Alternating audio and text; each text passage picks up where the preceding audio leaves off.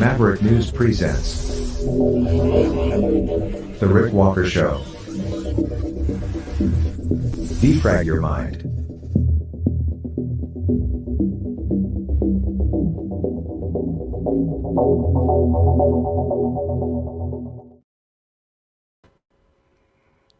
Good evening. Hello, Maverick family and new viewers.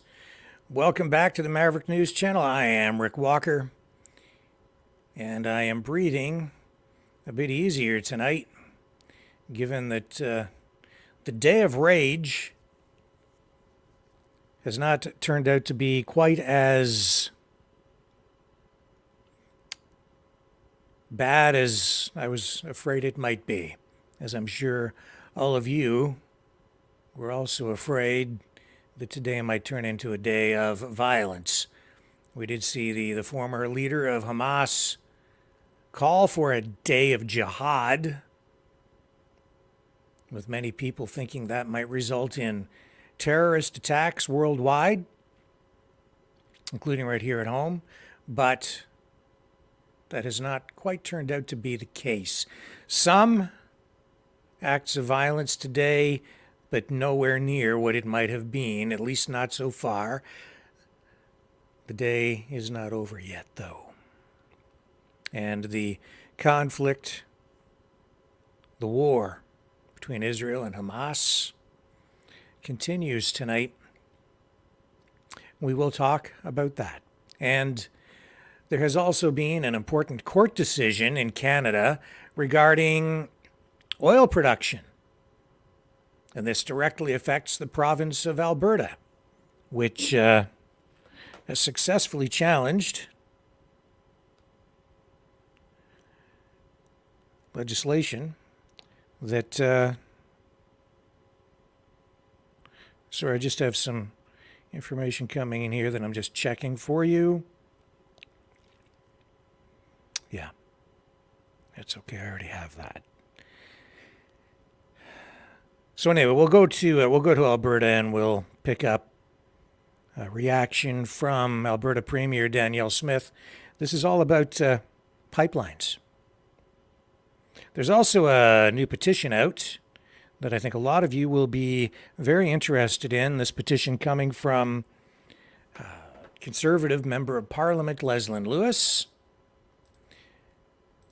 And what else do I have for you tonight? Oh yeah, Putin. He says he's ready to mediate the Israel-Hamas war. So that's breaking news tonight. And that's really kind of where we're going with things so far. I'll be keeping tabs on information as it flows in here to me at this desk tonight. And as it comes in, I will share it with you. But there's a lot there to share with you. And I will do just that when we come back right after this.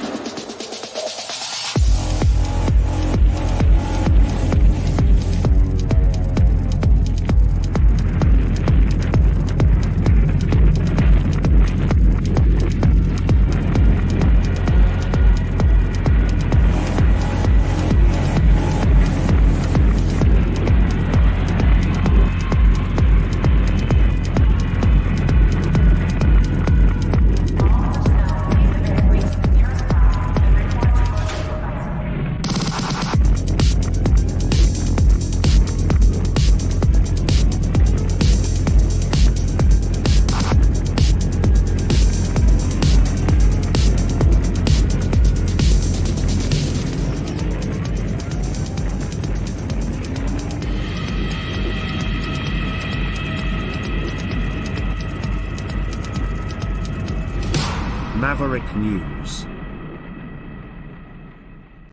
The world is watching.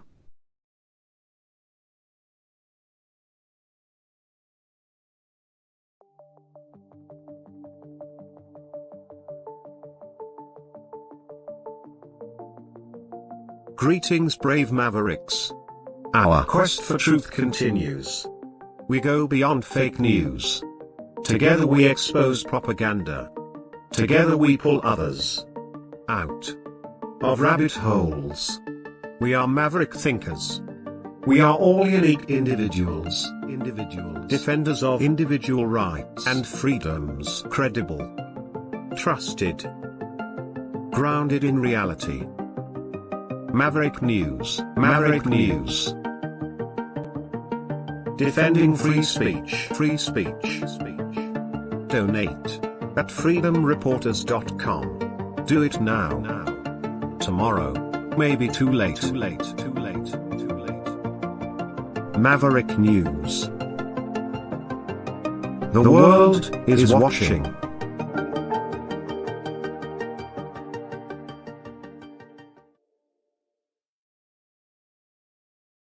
I'm back. So what happened today? Well, this was the Day of Rage, Day of Jihad. And there were some incidents. There were knife attacks in China and France today. This after Hamas called for Friday the 13th to be a global day of rage in response to the Hamas-Israeli war. So this attack in France, which killed at least one person, has been linked to the conflict. That, according to the Interior Minister, local media has reported that it was a 20-year-old Chechen who has been known to the authorities there as an Islamist radical, as they describe him, who shouted Allah Akbar during the attack on multiple people at a school.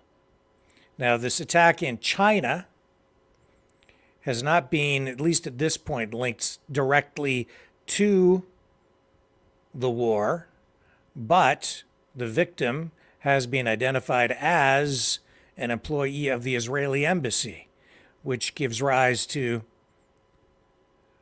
some, I would say, solid speculation that this is related to the Day of Rage. That also, that's also because we're seeing some media attention focused on that particular attack, which also suggests that this may be related. However, waiting for more facts. We've seen security alerts all over the world as a result of that call for a day of rage. Jewish schools, synagogues, globally. In many, many countries, many communities closed for the day today as people took extra precautions to protect themselves and their families because of this increased concern. In Beijing, an Israeli embassy staffer was attacked with a knife in broad daylight before being taken to the hospital. Authorities in China have not released a motive for the attack, which comes after Israel admonished China for failing to condemn the unprecedented Hamas attacks, which has led to at least 1,300 Israeli soldiers and civilians being killed. It is not clear at this time how many civilians and militants in Gaza may have been killed following Israel's response to the Hamas attacks. Israel's foreign ministry has said in a statement that the embassy worker who has not been named still at this point is in stable condition, adding that the attack did not take place inside the embassy compound. I personally have not seen video related to that attack, but apparently there is some out there. I have not located that at this point. We may, if appropriate, have it for you at some point during tonight's program. It was an attack that took place sometime around 2:20 p.m. local time, their time, in China. The victim was apparently helped by an English-speaking passerby. Another witness who heard screaming saw a tall, thin man wearing a white top leave the scene carrying a knife. Now, all of that being said, that's a few incidents all around the world on a day when pro-Palestinian protesters broke out across the Middle East and beyond Friday with protests. So far, I would say we've been spared a more widespread day of violence, instead getting protests again, and unprecedented polarization again between people on this war, on this issue. I'm finding this is a more polarizing issue than I think even COVID was. Large protests have been seen in the capitals of Iraq, where tens of thousands of people came out. Iran and Yemen, with those gathered holding Palestinian flags, we saw big protests there. In Iran, some protesters could be seen burning both the Israeli and American flags. In Beirut, Lebanon, we also saw supporters of the political party and militant group Hezbollah hold a rally supporting Palestinians and denouncing Israel, shouting death to Israel and death to America.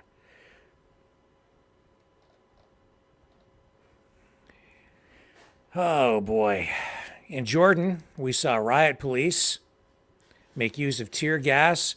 They dispersed hundreds of pro-Palestinian protesters who were approaching a border zone with the West Bank. And we also saw protesters in support of Palestinians held in countries that include Bangladesh, Sri Lanka, Malaysia, and Japan.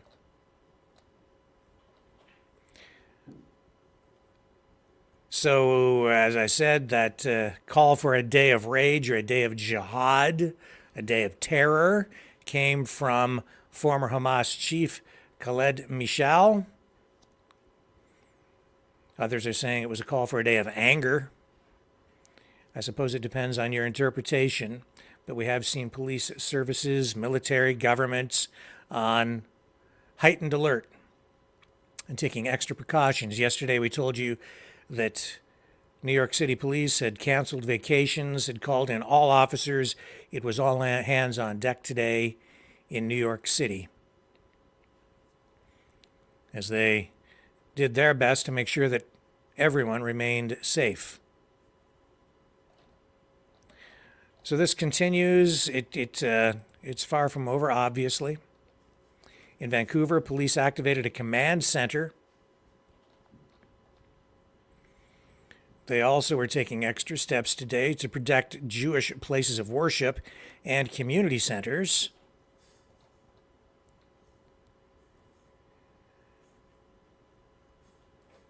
And the police chief there went so far as to actually make a public statement on that today. But so far, in Canada, no reports of any major acts of violence. Sticking with Canada for just a moment, the New Democratic Party, the NDP, under Jagmeet Singh, has issued a statement. I'll share that with you here. They have posted this online. This is fresh. This is the NDP statement on recent devastating events in Israel and Palestine. NDP Foreign Affairs critic Heather McPherson says in this statement, "Today is a devastating and terrifying day. Hamas's call for a day of rage is awful. Israel's order to displace 1.1 million innocent Gazans is reprehensible. The region is spiraling, and Canada must act now to save lives." She goes on and says, I am alarmed by what we are witnessing from the siege of Gaza. Children, women, and the elderly are indiscriminately attacked. The use of white phosphorus is a war crime, and now Israel's demand to move over 1.1 million people south is both illegal and impossible. I fear for the people who cannot flee, including thousands of wounded. We are watching potential war crimes in real time. We condemn Hamas's call to arms today, which will inevitably lead to more violence. We reiterate our unequivocal condemnation of the terrorist violence by Hamas that killed thousands. These attacks have caused unimaginable pain and trauma for Jewish communities globally and made many Jewish Canadians feel unsafe. This must end. Palestinians are suffering at a scale we have never seen as a result of the siege of Gaza.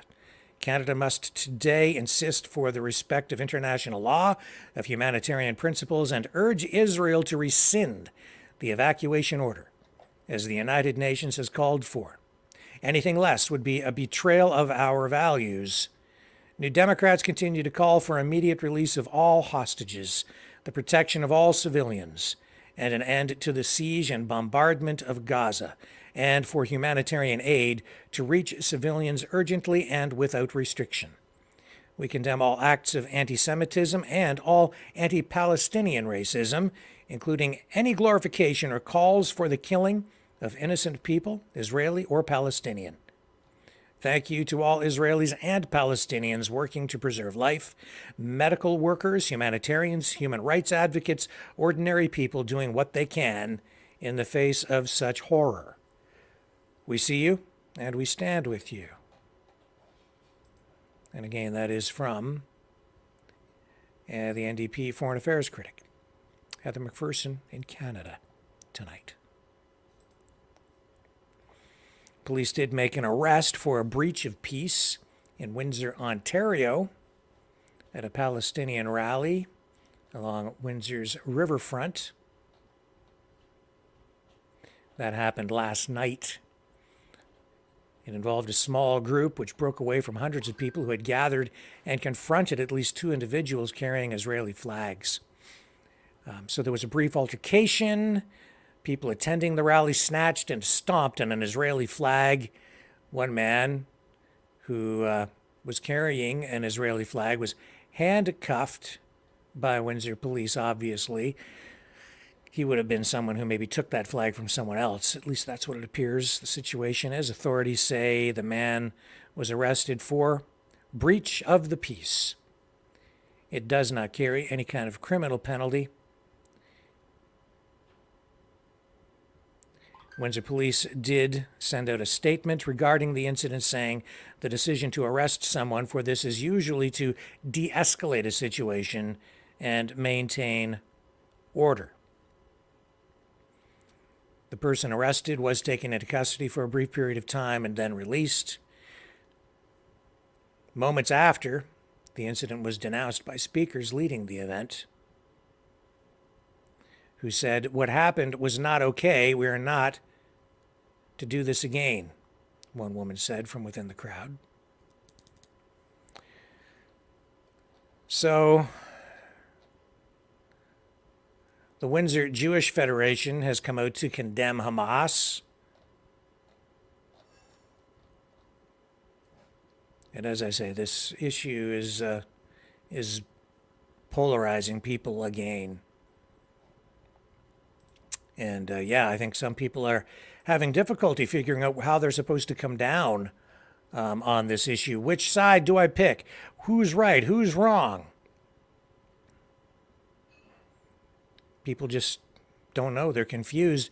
Even those who know their history are confused by this because the political alliances are blurred here. And as I've been saying, well, who's a Nazi now?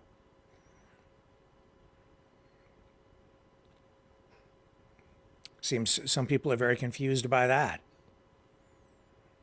With people who are supportive of Palestine and Hamas pointing to the Israelis, suggesting that they are fascistic. I've seen that, heard it. Well, on the other side, I'm also hearing, I've heard some people, many people, calling for the Jews to be wiped out. Here's an example of what I'm sort of talking about, where the lines kind of get blurred. This is the former PM of Israel, Bennett. He is being interviewed here on Sky News. And, well, I'll just let the clip roll. It really speaks for itself. The person doing the interview, the news anchor, asks Bennett about babies in Gaza who are suffering and maybe even dying because of water, power being denied, supplies being denied to the residents of Gaza. Anyway, here, listen to this. What about those Palestinians in hospital who are on life support, and babies and incubators whose life support and incubator will have to be turned off because the Israelis have cut the power to Gaza? Are you seriously keep on asking me about Palestinian civilians? What's wrong with you? Have you not seen what happened? We're fighting Nazis. We don't target them. Now, the world can come and bring them anything they want. If you want to bring them electricity, I'm not going to feed electricity or water to my enemies. If anyone else wants, that's fine. We're not responsible for them. This is the point. But you this keep is on. the point. I want to tell you. No, listen. You listen to me right now. I've heard you enough. No, I understand. We're trying to have a conversation here. Listen, this is my program. This is my show. And I am asking the questions. You're raising your voice, and I've asked you, and we've already stopped, please, and let me finish. We've already distinguished between Hamas. I want to tell you, shame on you. You're trying to speak over me. We are not. Shame on you. It's nothing about shame. We're trying to have a conversation about a very serious situation here, and you are refusing to address it. What's a Nazi? I think people have a cliche in their head. It's like is it the Steven Spielberg kind of Nazi? Or is it Hogan's Heroes kind of Nazi? Or is it something other than that? What is a Nazi? Is a Nazi anyone that wants to kill a Jewish person? What is fascism? I don't think people really know. I don't even think they give it that much thought, honestly, the general public. I'll tell you this, dead is dead. When people are killed, they're killed. They're dead. And what we've seen all the way around has been horrific. War is. There are rules of engagement. There are rules of war designed to protect civilians. We have the Geneva Convention, right? All of that seemed to go right out the window on both sides here, didn't it? So is like a Nazi, like someone who is extra evil? I'm struggling with if the level of evil. If someone's killing a civilian, if someone's torturing someone, if someone's bombing civilians, killing them, they're dead. At that point, does it really matter how they're killed? I suppose if you're torturing them, that would be probably worse because there's more suffering. So I suppose there are more humane ways to kill people than other ways. That's why you have rules of war. But at the end of the day, they're all dead. Dead people. Dead human beings. Human beings killing other human beings.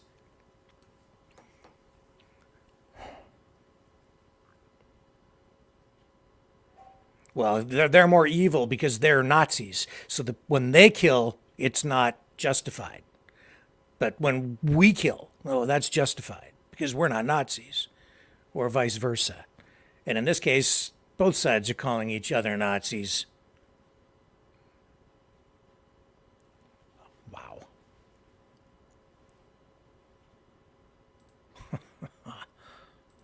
And now we're seeing, on the other side of this, we're seeing Hamas saying they are getting ready to execute the hostages one at a time every time there's another Israeli airstrike. And they're going to do it in a public way with video on social media.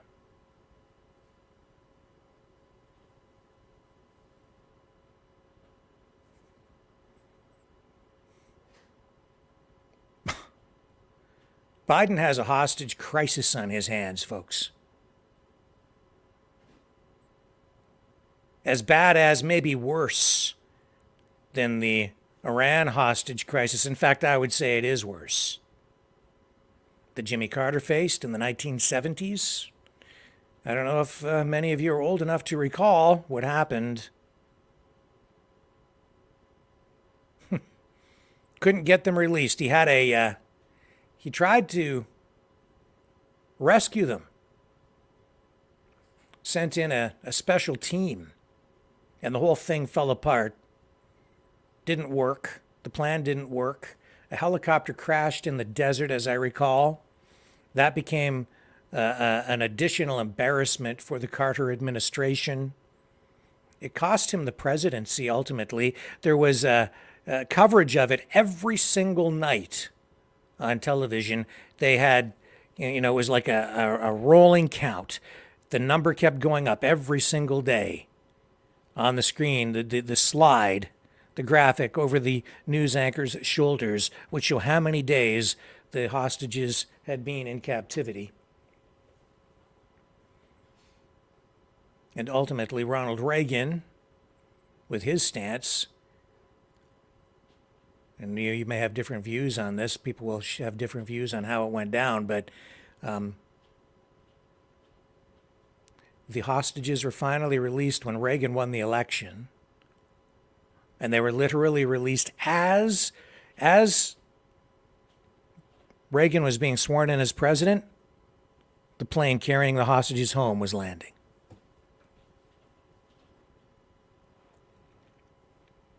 As I recall.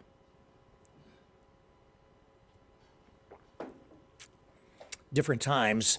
This is much worse for Biden. It just has not escalated in the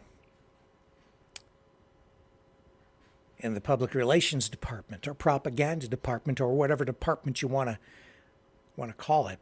It just hasn't risen to the top of list of concerns for Americans. But I'll tell you, it's going to get there. I think it should. They have Americans being held captive.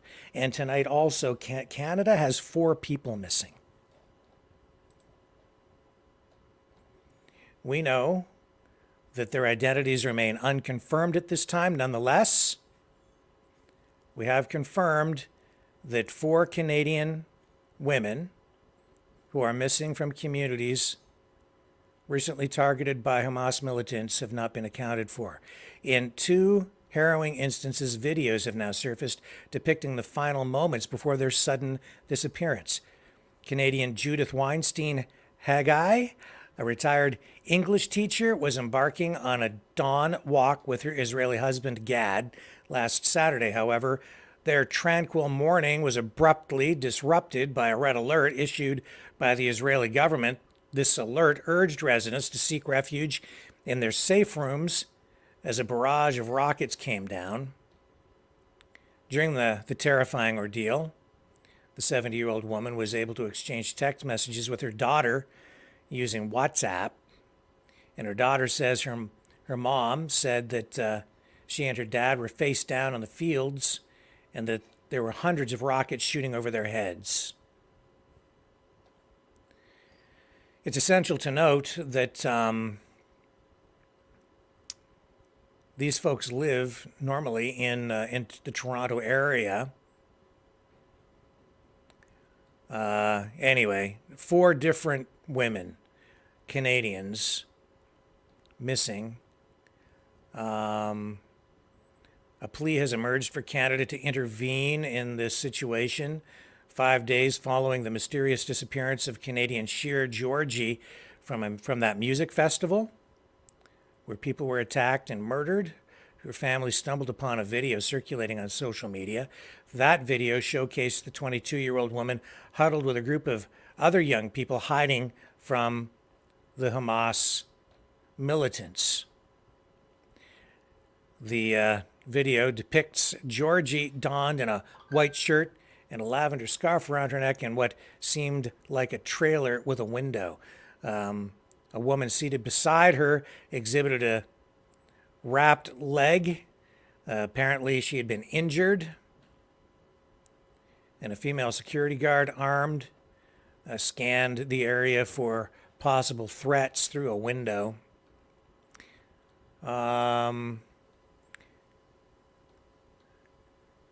Vivian Silver is another woman who is missing. And she's a Winnipeg-born peace activist who has been living on the outskirts of the Gaza Strip. Foreign Affairs Minister Melanie Joly has declined to confirm the existence of Canadian hostages, emphasizing concerns about their safety. Nevertheless, Canada has pledged to send a team of experts now to aid Israeli negotiators in managing the ongoing conflict, which has now claimed at least 2,800 lives lost on both sides within a single week. But I would say stay tuned on that number, because that is not the final word on it. That is not the final word. I have another video here tonight of an Israeli soldier who is working to remove bombs, booby traps in public places. And I'll roll a little bit of this. I'll try to stop this video before the horrific conclusion. So this guy here, I'll just mute that audio. This guy here is removing this flagpole after removing what he thought was some sort of an explosive device. And this was posted by a pro-Hamas, a Palestinian Hamas supporter. And they were videotaping, or video recording at the time. And what this soldier does not realize, does not know, is that this flagpole, the flagpole itself, as he's grabbing it and holding it and moving it around, he does not realize that it's actually the flagpole that is filled with explosives. I won't roll the rest. It detonates, and he and the people he's with there, I'm not sure if they were killed, but if they weren't, I'd be very surprised. And how about George Bush, the man who took us into Iraq? Well, here's George Bush weighing in on this tonight. Probably not the guy that I would want to hear from on this issue, but hey, everybody has an opinion. It's going to be chaotic, and it's going to be, look, it's a democracy, and in a democracy, the people's voices matter, and there's going to be a weariness. You watch, the world's going to be, okay, let's negotiate. You know, Israel's got to negotiate. They're not going to negotiate. These people have played their cards. They want to kill as many Israelis as they can, and negotiating with killers is not an option for the elected government of Israel.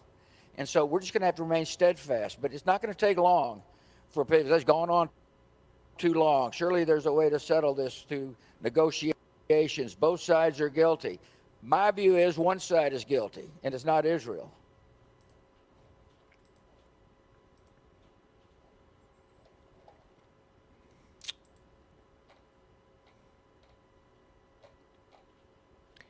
And what about Donald Trump? You know, I have to say that when Trump was president, the foreign policy and the implementation, execution of that foreign policy was pretty effective. Far more effective than the Biden administration's. I was listening to an interview with Jared Kushner today, speaking about just that. And, you know, their approach, it did work in terms of keeping peace. The Abraham Accords were a victory. And tonight, I think, you know, Donald Trump, again, even though he is not getting that much attention in the media with regard to this, some people are saying, hey, man, Trump was right. And I've got this little compilation for you that might give some perspective on that. Here we go. Here's Trump. For our part, is to call home. But this untapped potential, this tremendous cause of optimism, is held at bay by bloodshed and terror. There can be no coexistence with this violence. There can be no tolerating it, no accepting it, no excusing it, and no ignoring it. Every time a terrorist murders an innocent person and falsely invokes the name of God, it should be an insult to every person of faith. Terrorists do not worship God. They worship death. If we do not act against this organized terror, then we know what will happen and what will be the end result. Terrorism's devastation of life will continue to spread. Peaceful societies will become engulfed by violence, and the futures of many generations will be sadly squandered. If we do not stand in uniform condemnation of this killing, then not only will we be judged by our people, not only will we be judged by history, but we will be judged by God. This is not a battle between different faiths, different sects, or different civilizations. This is a battle between barbaric criminals who seek to obliterate human life and decent people, all in the name of religion. People that want to protect life and want to protect their religion. This is a battle between good and evil. When we see the scenes of destruction in the wake of terror, we see no signs that those murdered were Jewish or Christian, Shia or Sunni. When we look upon the strains of innocent blood soaked into the ancient ground, we cannot see the faith or sect or tribe of the victims. We see only that they were children of God whose deaths are an insult to all that is holy. But we can only overcome this evil if the forces of good are united and strong, and if everyone in this room does their fair share and fulfills their part of the burden. Terrorism has spread all across the world, but the path to peace begins right here on this ancient soil in this sacred land. America is prepared to stand with you in pursuit of shared interests and common security. But the nations of the Middle East cannot wait for American power to crush this enemy for them. The nations of the Middle East will have to decide what kind of future they want for themselves, for their country, and frankly, for their families and for their children. It's a choice between two futures, And it is a choice America cannot make for you. A better future is only possible if your nations drive out the terrorists and drive out the extremists. Drive them out. Drive them out of your places of worship. Drive them out of your communities. Drive them out of your holy land.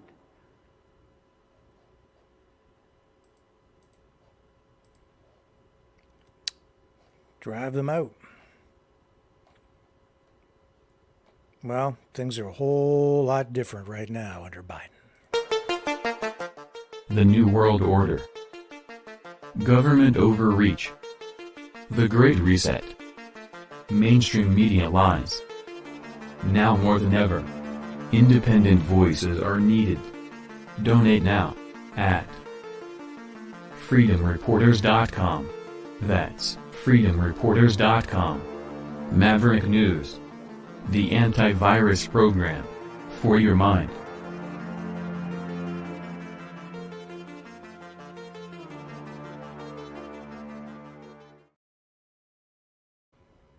And Vladimir Putin says Russia is ready to mediate the Israel-Hamas war.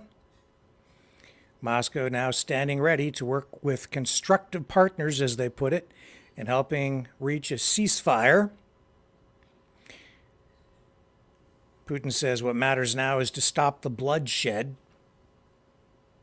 He was in Kyrgyzstan speaking. He says Russia is ready to coordinate with all constructive partners. I have this queued up and ready to go. Here's Putin on this. Says I would like to emphasize that Russia is ready to coordinate with all constructive partners. He says we proceed from the fact that there is no alternative to resolving the Palestine-Israel conflict through negotiations.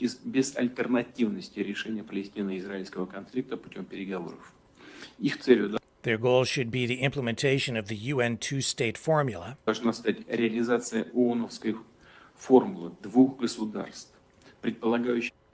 which presupposes the creation of an independent Palestinian state with East Jerusalem as its capital,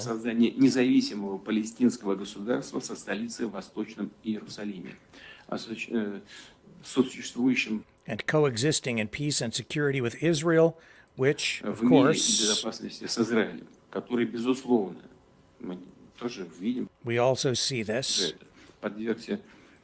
which was subjected to an unprecedented attack in its brutality.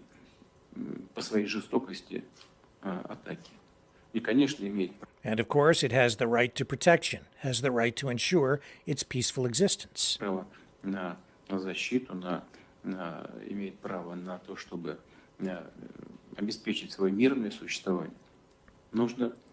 We need to take care of resolving this issue by peaceful means.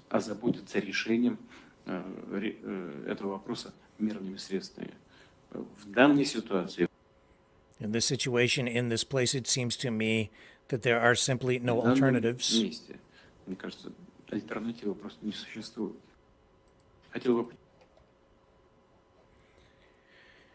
So, on that front, Russia, again, I think is on the high road. They've got the moral high ground in their response to this.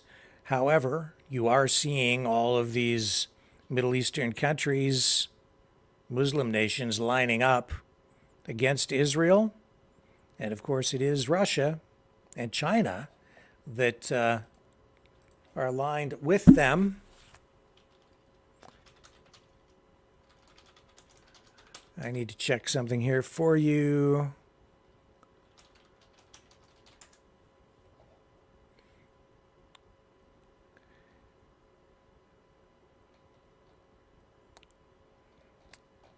China also wants to be a peace broker in the Middle East. So they're saying, China now, and I know Leo, called in last night and said China has been the most silent of all the major players globally.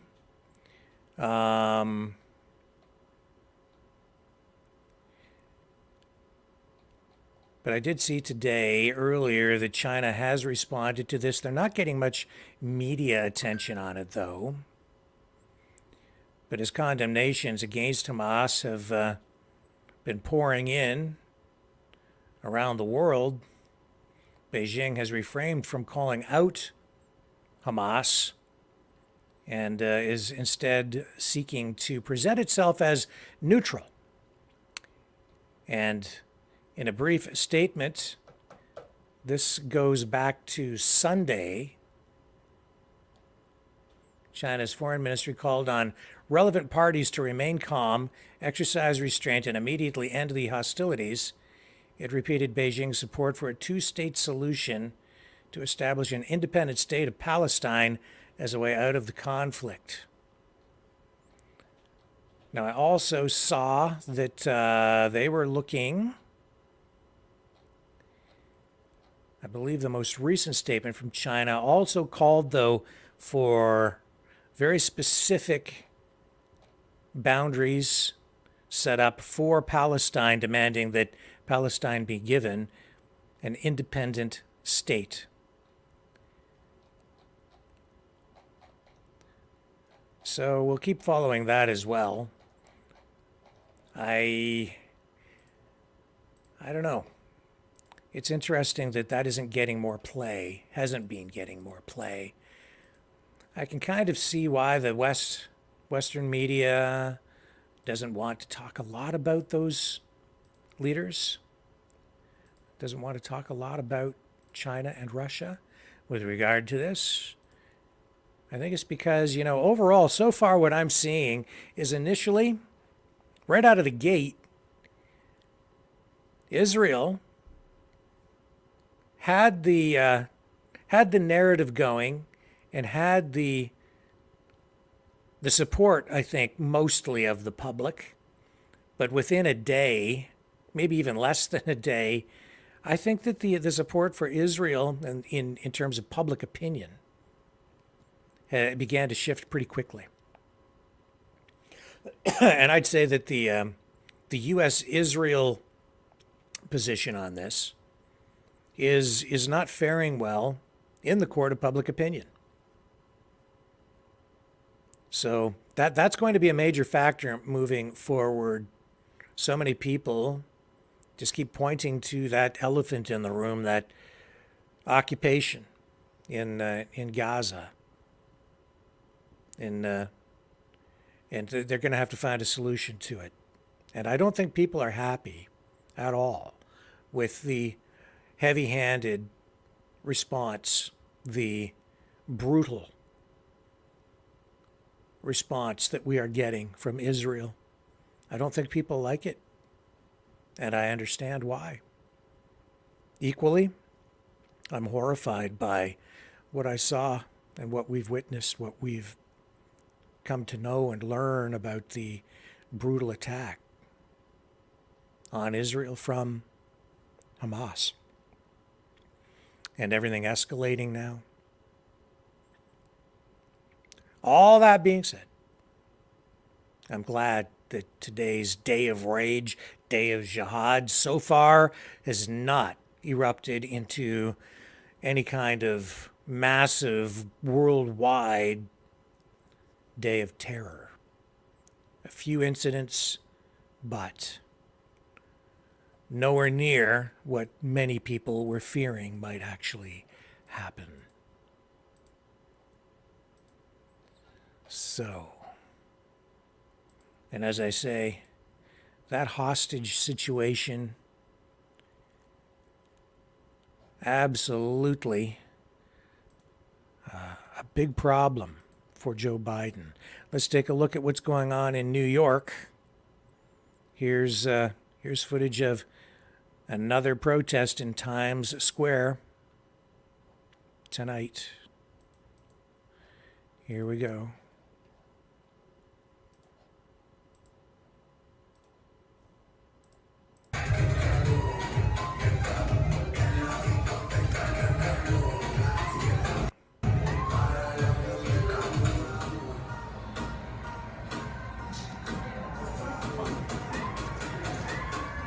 but from what we're seeing, looks peaceful. So that's the good news. And here's an airstrike. This also fresh footage.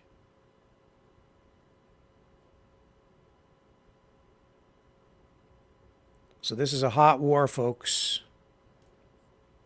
This is a hot war.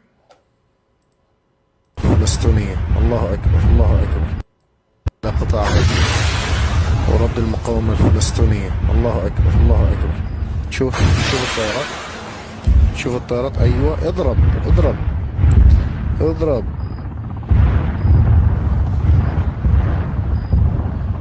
الله أكبر الله أكبر الله أكبر اللهم انصرهم يا رب اللهم انصرهم يا رب الله أكبر الله أكبر انزل انزل يا إسرائيل يا غاشم يا مقصر انزل الله أكبر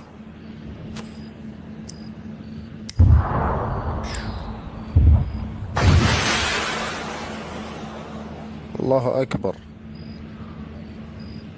أسود يا ابني والله والله أسود أسود أسود ما شاء الله تبارك الله ربنا ينصركم ربنا ينصركم وينصر الأمة الإسلامية جميعا الله أكبر الله أكبر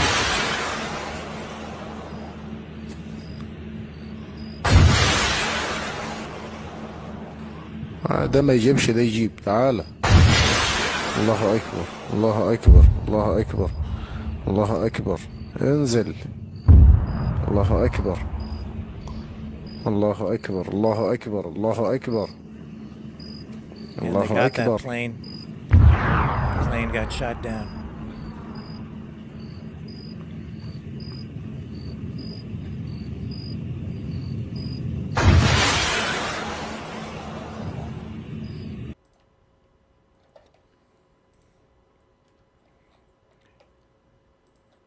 You know, I think when people think of the Palestinians, and their plight, you tend to think of people throwing rocks at tanks.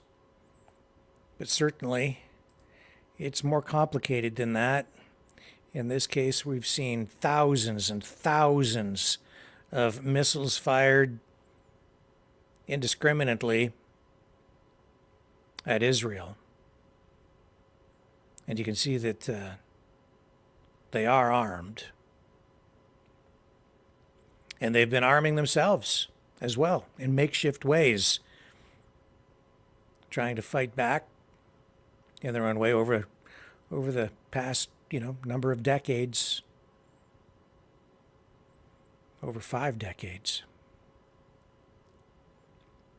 in these areas. Here's more footage of protest in downtown Miami.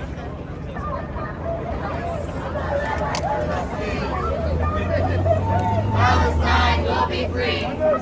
These are Jews for Palestine, believe it or not. Palestine will be free. And are not Palestine. Long live Palestine. Free, free Palestine.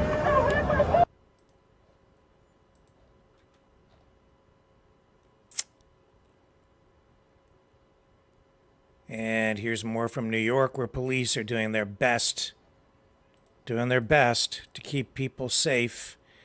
But tempers are flaring.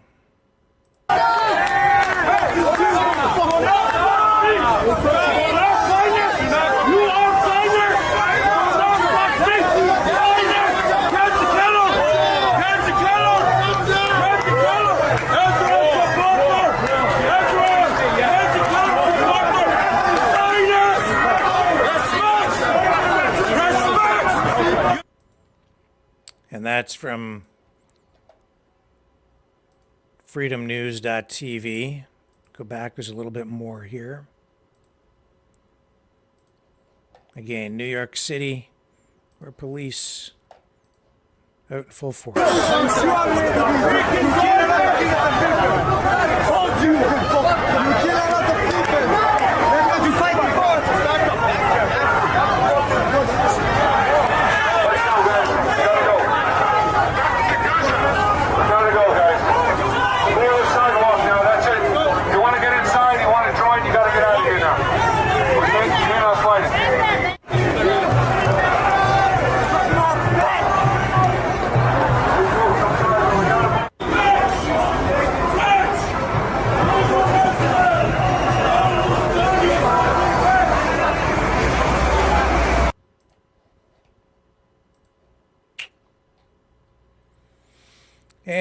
And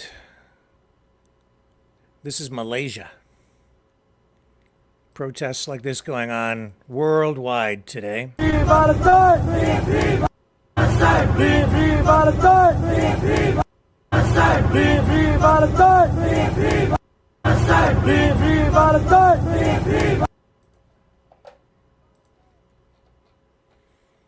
And this is in Jordan.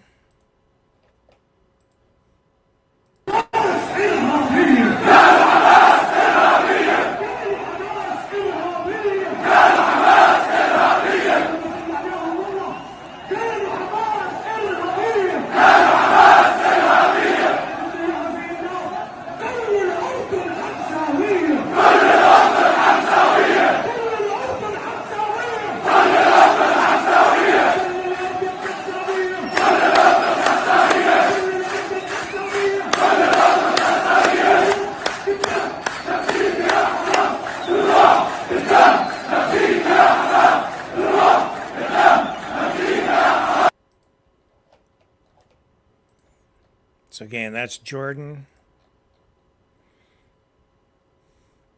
This is in Paris.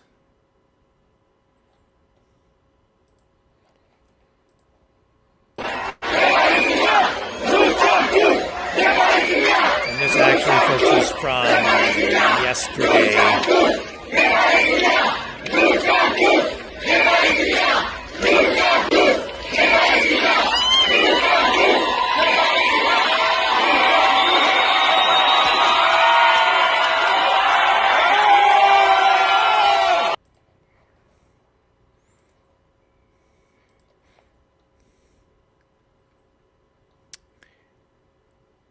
And this is in Afghanistan.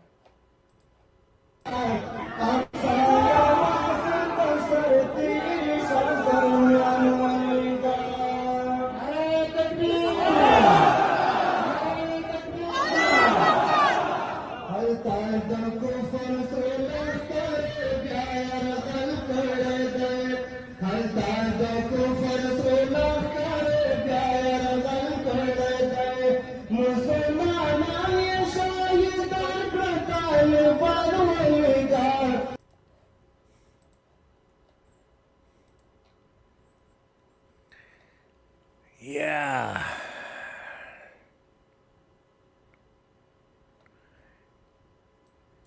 And here's our friend Caleb Maupin in New York City, in Times Square. Yeah. Friend of the channel, a friend of Maverick News, and he's on the scene tonight. Here's Caleb. Important thing to remember about these rallies is that they could soon be illegal. They are outlawing pro-Palestine protests all over the world. Palestine flags have been outlawed in Germany and in France and in Britain. People have been arrested for waving pro-Palestinian flags. They are calling it hate speech. The same kind of cancel culture that liberals generally use to silence conservatives is now being used against the pro-Palestine left, and they are outlawing the displaying of Palestinian flags. It's a particularly outrageous thing. Now, here in New York City, there have been pro-Palestine rallies, and they've been widely demonized. There's been a lot of hate for the pro-Palestine rallies, but they haven't outlawed them yet. The USA and its constitutional guarantee of free speech seems to be prevailing, for the moment at least, but there is widespread denouncing of these protests. As you can see behind me, no one's intimidated by it, but the Democratic Socialists of America has apologized for protesting in support of Palestine. There's been a huge campaign of condemnation piled on to pro-Palestine protests. So, again, everyone's freedom's in jeopardy as governments around the world try to crack down on free speech in order to keep people safe, or to crack down on political dissent or political views that they don't agree with, or who knows what. But when they take the right to protest away from one group, they're taking it away from you too. That's why I said in that interview 2 nights ago with Michael Bator of the People's Party of Canada, My position on it is if you don't agree with somebody, it doesn't matter. You still need to protect their right to protest. Because the best way to combat bad ideas or bad messages is with better arguments. People who cheer for their adversaries to have their rights taken away are actually cheering to have their own rights taken away. What goes around comes around. Eventually, well, once you set the precedent, they can take the same right away from you when you ask for it to be taken away from someone you disagree with. And censorship has emerged as a major issue, even before this war broke out, a major issue with, I would say, the Jewish community versus freedom groups. Anti-Hate Canada, the Anti-Defamation League, the ADL, their position on censorship, the way that they've been promoting or encouraging or asking for censorship. And then you're seeing some freedom groups actually come out and oppose that. There has been opposition to it. Even here in Canada, you're seeing that kind of dividing line between Anti-Hate Canada, which is the Canadian equivalent of the ADL, and freedom groups. There will be more on that, you can be sure, in the months ahead. So that's where we stand tonight, pretty much on this file, folks. Let's take a break. When we come back, I'm going to tell you about a new petition that kind of addresses just about everything that people who cherish freedom have been asking for in terms of changes from the federal government in Canada. And take note, my American friends and family, what this contains will be of interest to you as well, because these are universal concerns around the world because it deals with the globalists.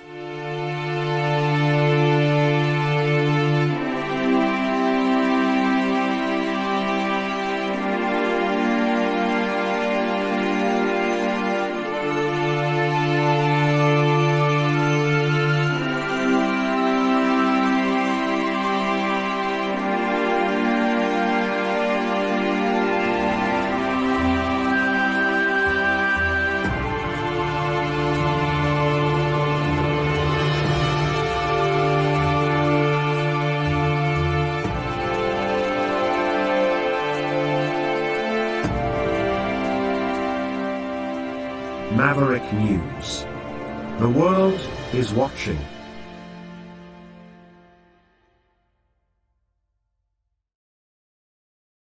Okay, I am back. So there is a new petition E-4623, a petition to the House of Commons in Parliament.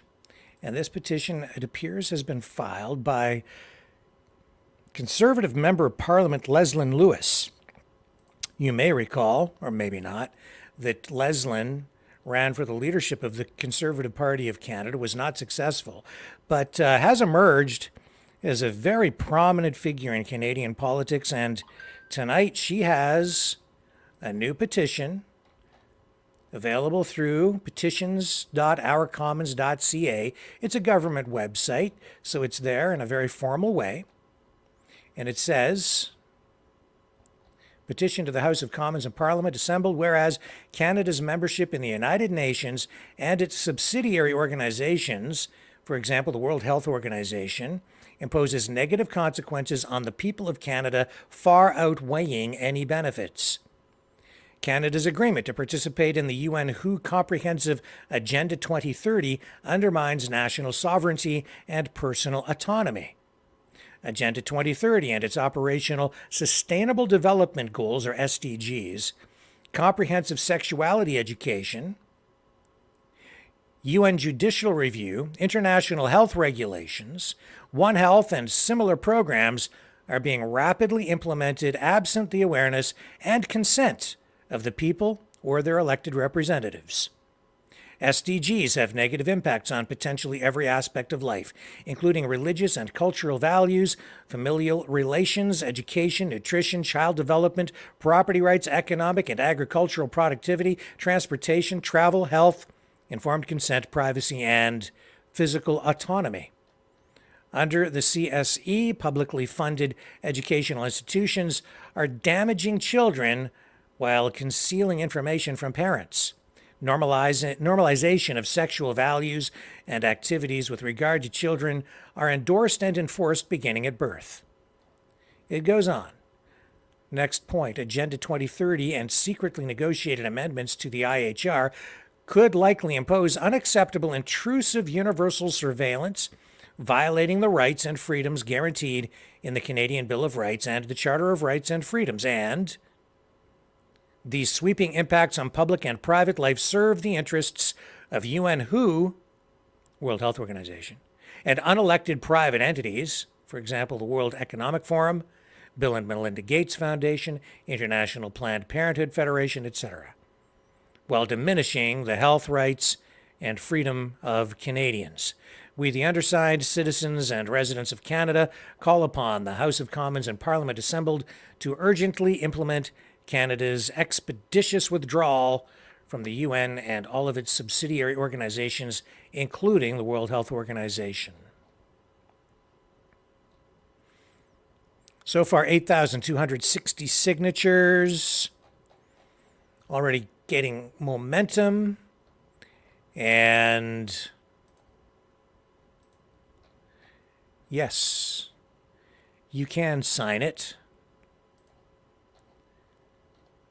And you can see that Alberta, 1,855 people from Alberta have signed, 1,666 from British Columbia, 2,790 from Ontario, and the list goes on. Every province and territory has people who have signed on, and you can go right here and sign the petition yourself, digitally, electronically, online. Simple thing to do. And I will put the link in the description right now.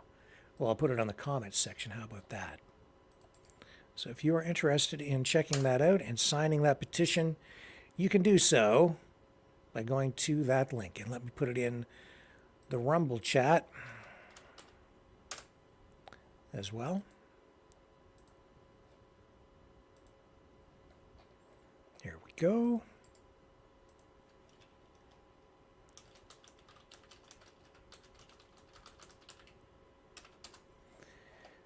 All right, and hello everybody over there in Rumble land. Thank you for watching on Rumble. There's the link to the petition, the Leslyn Lewis petition. Oh, I also have to say thank you, David Doyle, while I go in there, for the donation that you made through the Rumble rants last night. Greatly, greatly appreciated. And yes, and a big thank you to Chris as well, who I know has sent something in the mail. I just have not received it yet. And thank you very much. Greatly appreciated. We have bills to pay here this month, and they are upon us. The wolves are at the door. And they're a-howling. Got to pay some bills. I have to renew the subscription over on the BitChute channel, actually, where they charge us a fee to upload our videos to their platform. So that's expired, and I need to come up with the cash for that. Hopefully, maybe tonight or tomorrow, I'll be able to take care of that, and the videos on that channel will be restored. They're not viewable right now on the news channel over there. Apologize for that. But yeah, thank you to everybody who has supported the show. Greatly, greatly, greatly, greatly appreciated. Thank you so much. If you want to support the show, you can do that directly by supporting free speech and free media and Maverick News at freedomreporters.com. freedomreporters.com. You can also donate at maverickdonations.com. That's the Give, Send, Go account. So that's been very helpful as well. And great people over there at Give, Send, Go. I've said this many times. Super impressed with those folks. Christian-based organization. Love those guys. Most people, though, donate through the PayPal at freedomreporters.com, or you can use the Rumble Rants. Still demonetized, probably for life, over on YouTube, but so be it. They just don't care much about us over there. And that's okay. We are running on our secondary YouTube channel over there, though. So if you are watching on YouTube tonight, please subscribe if you haven't already, and to consider subscribing over on the Rumble channels. That helps us out as well. Which is, important to us too, because they are the free speech platform, right? So we have all that going on, and we are going to take another quick break. I'll be right back. We are Mavericks. We say no to the Trudeau and Biden New World Order. And to bugs. Because bugs are creepy and gross. And people should not eat bugs. Maverick News. The world is watching. Hey, no! To bugs!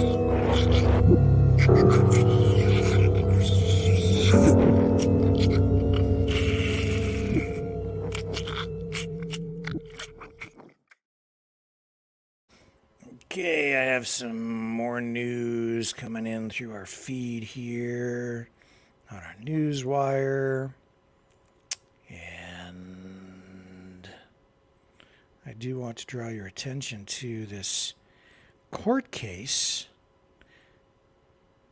out in Alberta, where the province has scored a major victory over the Trudeau federal government in Canada, and this all relates to oil production, pipelines. This is about Bill C-69, which is now being deemed unconstitutional and illegal. The court has found that Bill C-69, known as the Impact Assessment Act, is largely unconstitutional. This is a huge blow to federal government efforts to regulate Alberta's oil and gas projects. In short, the federal government was using this to wage war against the oil industry in Alberta, preventing the construction of new pipelines and rolling back, really, production of oil. So today, after the court decision, Alberta's Premier, Danielle Smith, expressed extreme joy. Let's go out to Alberta and pick up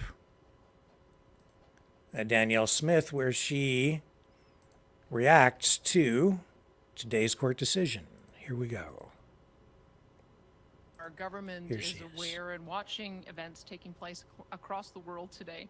We're monitoring the situation in Alberta closely, following the terrorist group Hamas and their calls for acts of violence around the world today. And we ask for peace and safety in these very troubling times. Now, to the news of the day. If you believe in fairness, common sense, and the sanctity of the Canadian Constitution, today is a great day. We are extremely pleased with the Supreme Court of Canada's decision confirming the unconstitutionality of the federal government's destructive Impact Assessment Act.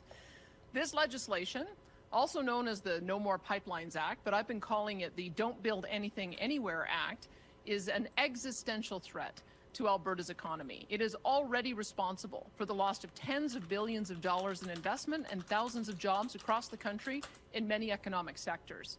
Today's ruling represents an opportunity for all provinces to stop that bleeding, rebuild investor confidence, and attract those jobs back into our economies.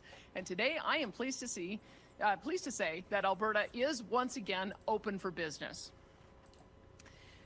The court ruled that the Act and regulations are unconstitutional and reaffirmed that the primary jurisdiction of non-renewable natural resource development is the sole jurisdiction of the provinces. And the court also ruled that they do not apply to activities that primarily fall under provincial jurisdiction, including conventional oil and gas, oil sands, hard rock mining, and other similar non-renewable resource development. These are substantial wins for the protection of provincial rights in our Constitution. The legislation gives the federal government almost unlimited power to intervene in the approval of virtually any major project or in any part of the country and for any reason. Businesses agree with us. 6 other provinces, as well as First Nations, who joined as interveners, NGOs, and Canadians from across the country who made their voices heard. And today, so does the Supreme Court of Canada. And we will continue to fight against Ottawa's unfair overreach that continues with their uninformed and unrealistic electricity regulations and oil and gas emissions cap. They will damage our economy, they will stifle development, they will erode constitutional rights, and they will ultimately harm all Canadians by putting jobs at risk and making life more expensive. Alberta will simply not accept being handcuffed by Ottawa's unfair overreach with another blatant attempt to erode and emasculate the rights of constitutional authority of the provinces as equal and sovereign orders of government. Today's decision significantly strengthens our legal position as we work to protect Albertans and all Canadians from federal intrusion into our provincial jurisdiction, and we will continue partnering with willing provinces, First Nations, and other allies in fighting unconstitutional federal overreach using any and all legal means available to us, and this includes potentially introducing a motion under Alberta's sovereignty within a United Canada Act. I would like to thank the provinces, First Nations, business groups, NGOs, and others who stood with us and stood for all Canadians. I would also like to thank former Premier Jason Kenney, who tirelessly fought back against federal overreach during his term as Premier. I hope that Ottawa will learn from this mistake. Now today, Minister of Environment and Climate Change Stephen Guilbeault, the Minister of Energy and Natural Resources Jonathan Wilkinson responded to this historic decision, upholding the rights of provinces to develop their resources. They tried to position this as a win. It is not. They confirmed their plans to bring legislation back to Parliament to amend it. Clearly, they simply aren't listening. Guilbeault does not seem to acknowledge how badly he lost. And Wilkinson, I heard him say that he hopes that this is the last time that we end up going to court. Well, there's one way to assure that. They need to drop their clean electricity regulations, and they need to drop their emissions cap. That will be the way that we can assure that we can come to the table and work together. The entire reason we ended up in the Supreme Court was because the federal government acted illegally. They ignored the provinces, they ignored the Senate, and they ignored the many partners who've opposed this unconstitutional law all along, and creating the uncertainty that led to the withdrawal of projects like Teck's Frontier Mine that would have brought $20.6 billion in investment and thousands of jobs across the country. Enough is enough. It is time for Ottawa to stop legislating in provincial jurisdiction and work with us on shared goals. And that's why we call on the federal government to learn from the Supreme Court's decision that their ongoing efforts to seize regulatory control over the electricity grid and natural resource sectors of the provinces is unconstitutional and it's illegal. They do not have the right to thwart the economy, livelihoods, and future of any Albertans or any Canadians. Instead, we once again invite them to come back to the table in good faith and work with Alberta to align our mutual efforts on 2050 reductions targets for emissions and the development of our electricity grid and our world-class energy sector to make life better for all Albertans. We hope today's decision provides an opportunity for a reset in the ongoing federal-provincial discussions on these issues, because today we celebrate this important decision and we will continue protecting our Constitution, responsibly managing our resources, protecting the environment, and making life better for all Albertans and indeed for all Canadians. Thank you, and I'd be happy to take questions. Thank you. We'll start off with questions here in the room. We'll go with one question, one follow-up. If you want to make your way to the mic. And Emma, you have the floor. That person was tall. Hi, Emma Graney with the Globe and Mail. Now, specific to the Impact Assessment Act, Ottawa is planning to rewrite the law, as they kind of have to do now. What do you want to say to the feds about what it should do now, what it should put in the Impact Assessment Act based on the ruling? Well, look, I recognize that the federal government has jurisdiction over cross-border projects. I recognize that even though we have our differences on things like cross-border transmission lines and cross-border pipelines, we would like to see more of those approved, but I recognize that is their constitutional jurisdiction, and we have never attempted to override or suggest that they don't have the right to make those kind of decisions. Where they went so wrong, though, is they presumed to step into our jurisdiction by trying to make decisions on major projects that fall completely 100% within Alberta borders, and which we have historically always had the right to make decisions over. So that's the part of the act that needs to be removed. We'll continue to work with them on trying to get cross-border transmission and cross-border pipelines built, but they should not play cute on this. The federal government, or the Supreme Court of Canada, was very clear that the Constitution matters. The sections of the Act, Section 92, they should reread them again so that they can see that we have the exclusive jurisdiction over natural resource development and the exclusive jurisdiction over electricity development, and they should make sure that they honor that. And so when it comes to them, governments aren't known for moving super quickly sometimes. Are you concerned as a government at all that in resulting possible delays, because they are going to have to rejig some things here, and what that might mean for Alberta's economy, and what can you do as a provincial government to try and limit the impacts there on potential developments in Alberta? As I said, we're open for business. We'll ask for people who have been delayed in making project approvals or project submissions, start now, because we're going to approve them. We have the constitutional authority to do it, and they can bring their laws into alignment with what the Supreme Court has decided. But we have always contended that the Constitution matters, that our jurisdiction matters, and we're going to proceed full steam ahead. Thank you. And we'll go to next with the mic. Go ahead, Sean. Sean Polzer, Western Standard. You were obviously listening to the presser with Wilkinson and Minister Gibault this morning. Minister Wilkinson made a comment that the federal government had been acting in good faith, and he pointed to the energy roundtables as an example. And I'm just wondering how that would apply to the clean electricity regulations and also the impending emissions cap. We have a table with the federal government to align their interests with the 2050 emissions reduction target to achieve carbon neutrality by 2050. And they have not been acting in good faith, because every other week we hear an announcement from Stephen Guilbeault that he wants to go outside that table discussion. Wants to have more aggressive emissions reduction caps on methane, wants to have a cap on oil and gas emissions, wants to bring through a net zero electricity grid by 2035. All of those are unconstitutional. They need to align themselves with our 2050 targets, and we're quite happy to work with them on that. And I think that this Supreme Court decision gives us the power to exert that at the table. So I'm hopeful that we can actually get back to the table in good faith, that they will rescind any public declaration that they want to proceed with those caps or the electricity grid changes, and then we can get back to working towards our shared goals. But I don't think that they, if they are trying to pretend that they somehow still have the right to proceed with those offensive pieces of legislation that are clearly in our jurisdiction, they're fooling themselves. It's illegal, and we're just not going to stand for it. Mr. Gibault also made a comment about the moratorium on renewable and $30 billion backlog of projects in the book, and that somehow, without mentioning you specifically, that you should more or less be glad that they were providing some certainty and clarity around those rules. Oh boy, they just don't stop, do they? That's a joke. Minister Guilbeault has done more damage to our investment climate in this province than probably any single federal minister I've ever seen. I can tell you that the moratorium, it's just a pause. We're only a few months away from announcing the new rules, and we've been very clear about what it is that we're looking for. We're looking for some certainty that these projects are not going to be built on prime agricultural land or interfere with our beautiful viewscapes.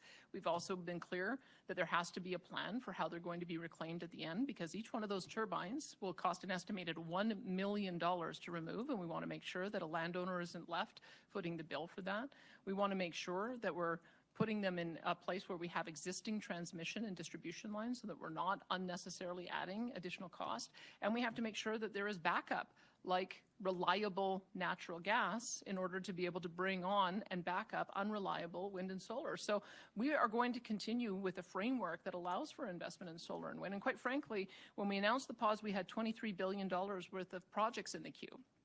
We now have $41 billion of solar and wind projects in the queue. So that looks to me like people are still looking at Alberta. They're still excited about the opportunity. They're waiting for some clarity. They'll get that clarity from us because it's under our constitutional responsibility. We have the exclusive right, as the Supreme Court determined today, to exercise under Section 92, and that includes electricity, and that's what we'll do. Thank you. Thanks so much, Sean. And Jason, go ahead. Still morning.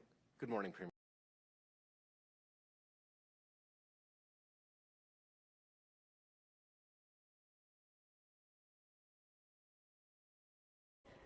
Sorry, microphone was muted there. So we'll pull out of that. Big win for the province of Alberta. Big win for people who are pro-oil,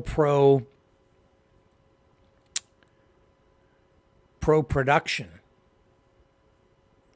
Big loss for the Trudeau Liberals. Should pave the way to new investment, but not going to be easy. Because the federal government will come back and they will try to block in other ways, you will see. And because they still need to get the oil to market, they will need to come up with some creative solutions. Because if they go across the country, across Canada, well, you've got some issues, right? So we'll see where it goes. But yeah, unconstitutional, illegal. Justin Trudeau just got spanked.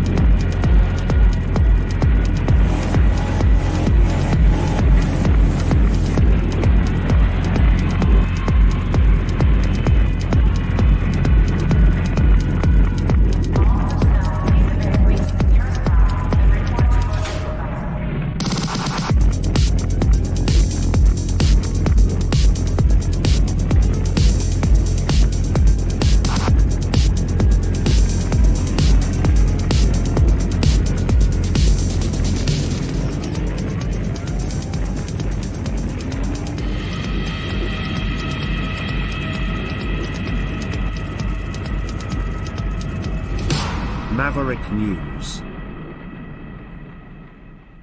The world is watching. Okay, so I know this will be of particular interest to our viewers, in particular Canadian viewers.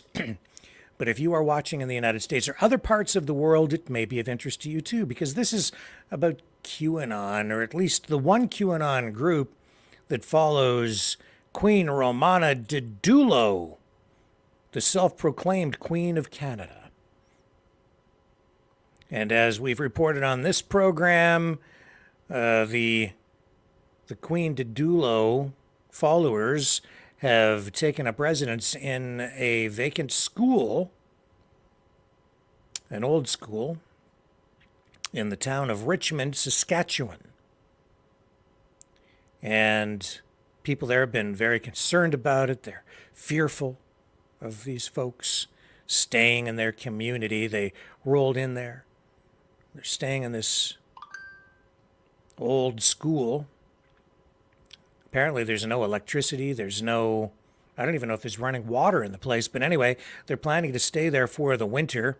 And it has been a source of friction. Well, now police, the RCMP, they have charged a 59-year-old man, Ricky Mans, with one count of assault following an investigation into an altercation which took place between two men on October 7th. Nobody was injured, but Mans is the reported owner of that abandoned school where Queen Romana Didulo and her followers have now been residing since September 13th. So yeah, this is just coming in here. So these, an old incident, but now a new charge. And residents are concerned about this QAnon group. And there was a community meeting earlier this week, where residents were assured there really should be no safety risk, but the mayor, Brad Miller, says that things in his community are escalating with regard to this, and he is obviously concerned.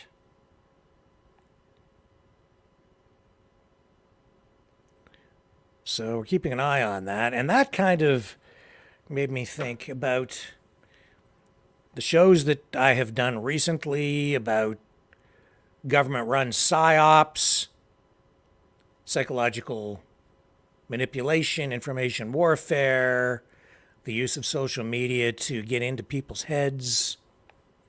And then there's this clip that I came across from with the QAnon shaman. Remember him? Jacob Chansley. He went to jail after the J6 incident. He probably would still be there if it hadn't been for Tucker Carlson featuring his particular story on Fox News when Tucker was still there. Well, I came across this, and Chansley talks about psychological manipulation in this video. I just find it interesting. I haven't even seen the whole thing. I only had a moment to watch a small portion of it, but we're going to watch it together right now and see if this enlightens us in any way. Psychological operations are largely based on three factors. Number one is neuro-linguistic programming. That is the use of certain words, linguistics, to program the neurons or the pattern of neurons in the brain, in particular the subconscious portion of the brain, to affect the way that a person consciously perceives reality. Okay? Number two, you have something called critical factor bypass. Critical factor bypass is where you saturate the entirety of the environment in the media, newspapers, magazines, television shows, in the corporate world, in banking, you name it, in schools, colleges. You saturate all of them with a very specific message, and you repeat it over and over and over and over again. Okay?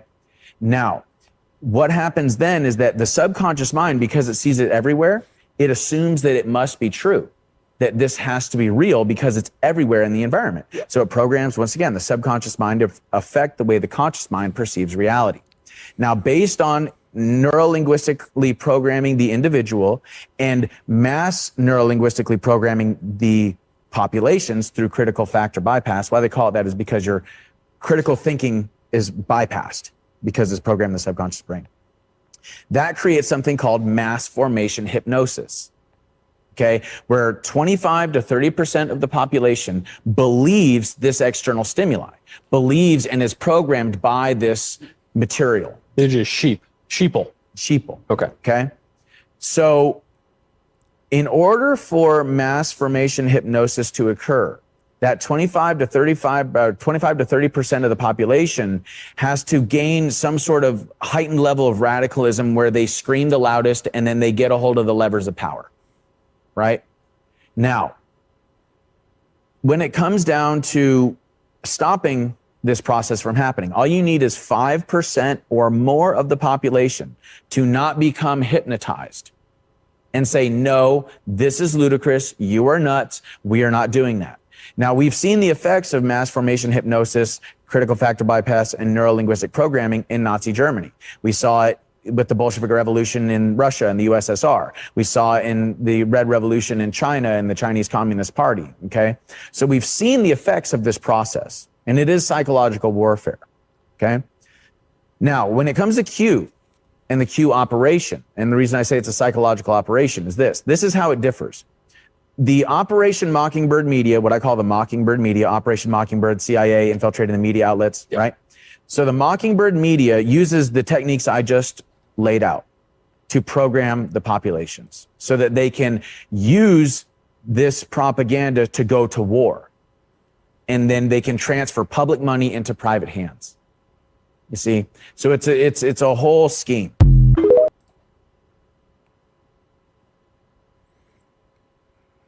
I think the headline was right. Not looking so crazy now, is he? That was enlightening. Yeah, he might run around looking like Chewbacca, but that guy's got a brain.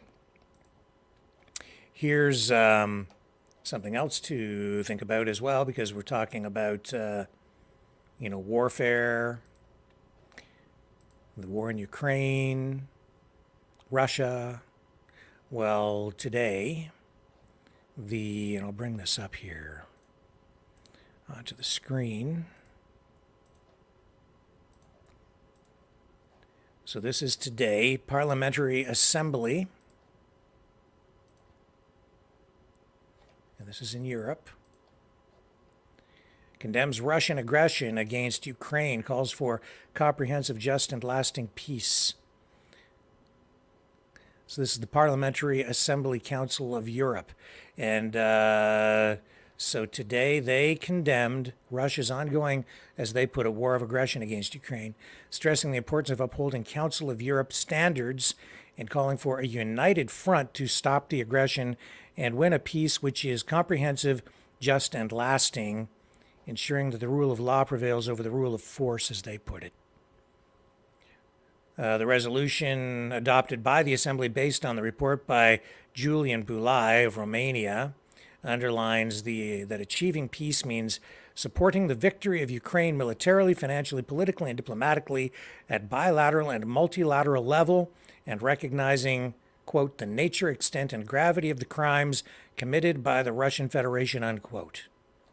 Therefore, in its resolution, the PACE has set several priorities and recommends, in particular, the countries represented in the Conference of Participants of the Register of Damage to swiftly advance to ensure the Register of Damage is operational as soon as possible.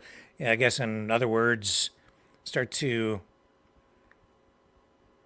calculate the level of damage, because they're going to be looking for reparations, if victorious, I guess. Push for setting up an international compensation mechanism for the victims and support the creation of a special international tribunal for the crime of aggression. Support for international bodies like the International Criminal Court and the Joint Investigation Team to investigate and prosecute war crimes and crimes against humanity committed or ordered in Ukraine since the beginning of the aggression in 2014, again in quotation marks. And the widest possible support of President Zelensky's peace formula, and to assist Ukraine in its struggle to defend its independence, sovereignty, and territorial integrity. And finally, oh yes, and there's also recognize the Great Famine, the Holodomor, as an act of genocide, and adopt resolutions commemorating the victims. Finally, the Parliamentary Assembly resolves to maintain dialogue and cooperation with democratic opposition forces in Russia and Belarus, which respect Council of Europe values, including the specific criteria established in this regard, support the victory of Ukraine, respect the territorial integrity of Council of Europe member states, and publicly condemn Russian aggression. So there's that. And that's the other side of the story, and there's your balance. And here's live feed out of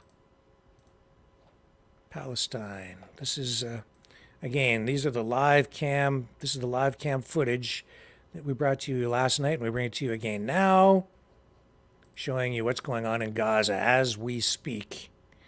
There's truth for you, elusive truth to be sure. But that is what it looks like tonight. Not seeing any explosions at the moment.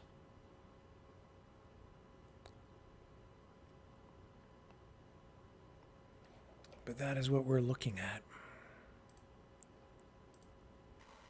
I also have for you I found the video of that attack in Beijing against that staffer from the Israeli embassy where he was stabbed, but I'm not sure I should run it. It's pretty violent on this day of rage or day of jihad, however you want to characterize it or call it.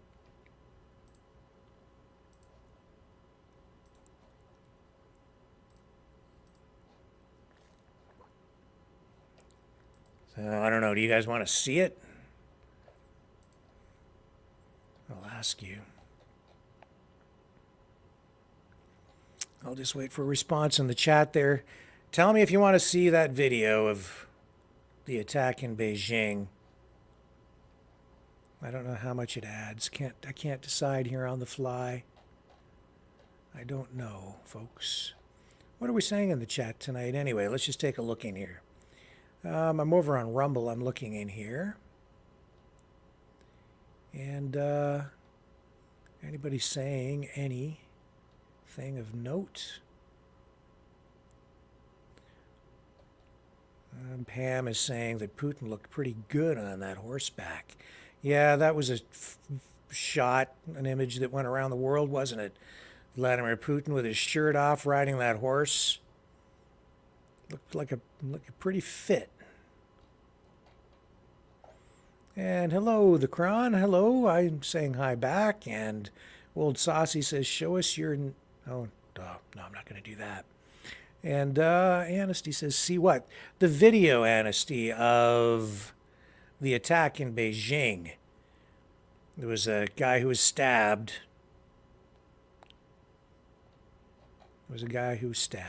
And the thing of note is the petition we almost signed. Dee is talking about that. Yes, that's right. That's the important thing. I think one of the most important things in tonight's broadcast is that petition to sign. Because it's all about just, I think it addresses just about every issue we talk about here, almost on a nightly basis, isn't it? So I'm not seeing any strong reaction to this, like people really seem to want to see it or not. No, I'm not going to run it. Okay, so enough of that. What else do we have lined up tonight? Have we covered most of the stuff? I think we kind of have. Yeah, man, we've covered a lot of ground tonight, haven't we? We certainly have. I thought that clip with Jacob Chansley, the QAnon shaman, I thought that was pretty revealing. Stick with me. I'll be back in just one moment.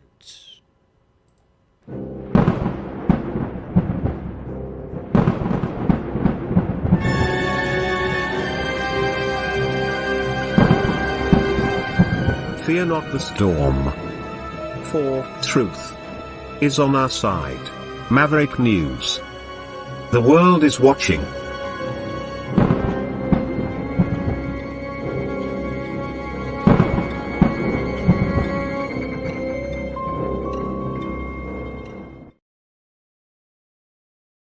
Okay, we're going to go to the phones.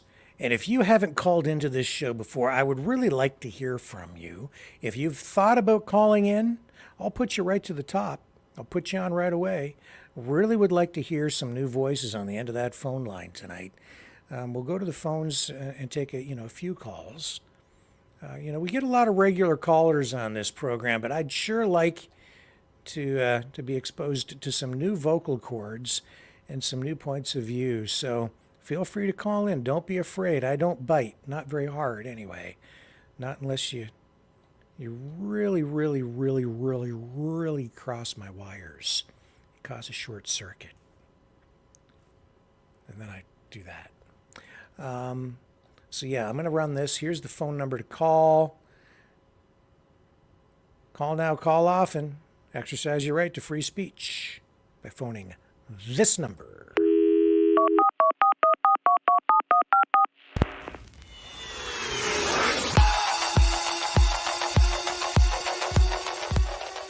Join the conversation. Call 1-833-975-3733. That's 1-833-975. Free. Speak up. Speak out. Make your voice heard. Maverick News. Fighting for freedom by defending your right to free speech. Be a Maverick. Join us.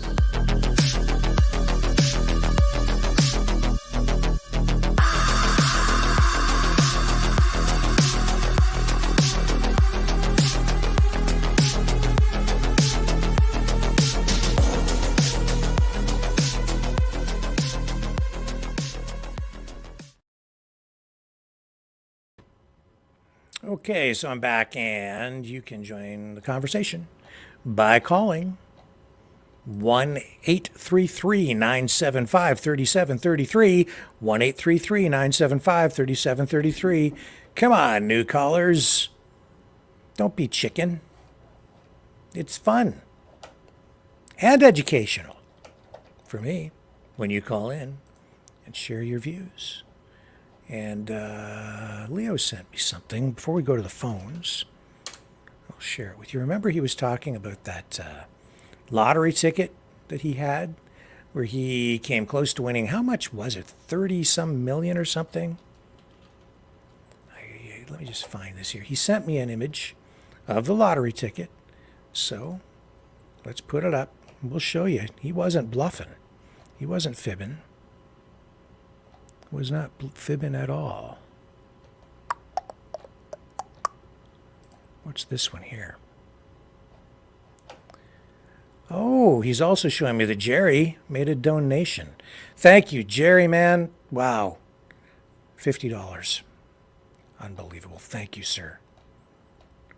Helps more than you know. More than you know. Here's Leo's ticket. Okay, here it is. Let's bring that up. I'll show you this. He was one number off from winning the grand prize, which would have made him a multi-millionaire. Okay, so there's the shot. So this was back in 2019, 27th of September, and a Lotto Max ticket. And what did he have here? He was, the last digit, I guess, he said, was the one that he didn't get. So he still won, I think he said last night, $4,000. But that's a far cry from the 33 million or whatever it was that he would have won.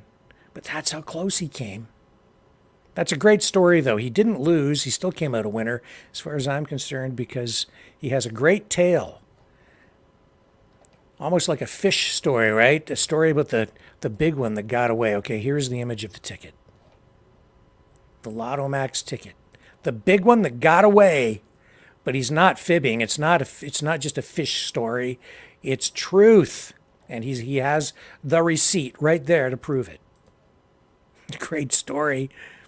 And he says he still feels sick to his stomach every time. Every time. Let's see. Okay. Let's get back to the phones here. 1-833-975-3733. And if you've called before and you want to call in, you can still call in. I'm just encouraging new people to call in. We'd really like to get someone new on the phone tonight instead of the regular crew of Maverick reporters out there. So don't be shy. Call in now. Call often. Maybe I've scared everybody off. Are we running here? We are. Yep. Phone lines are up and ready to take your calls at 1-833-975-3733. Let me just run this promo and I will be right back.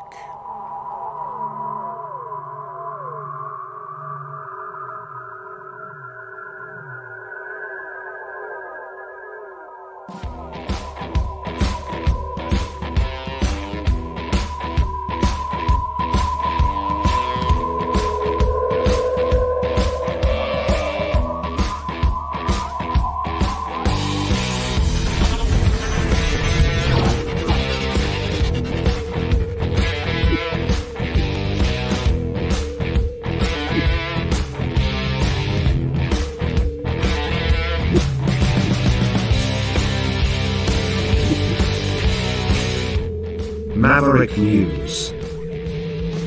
The world is watching.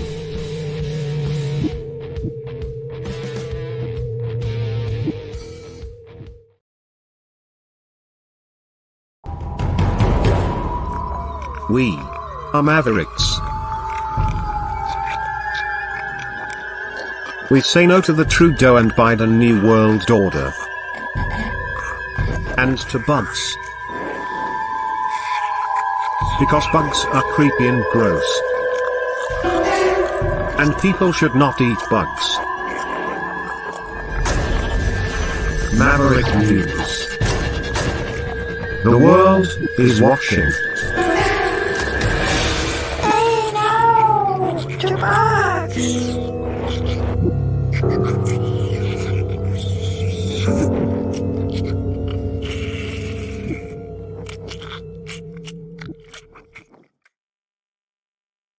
Okay, and again, the number to call, 1-833-975-3733, 1-833-975-FREE. Free call for you, toll-free line, but not free for us. We have to pay for the system and the line, and we pay by the minute when we're doing the show to run the system. And so thank you again, Jerry, for that donation. Really, really, really, really, really, really, really, really helps. Thank you. And here's Charlotte. First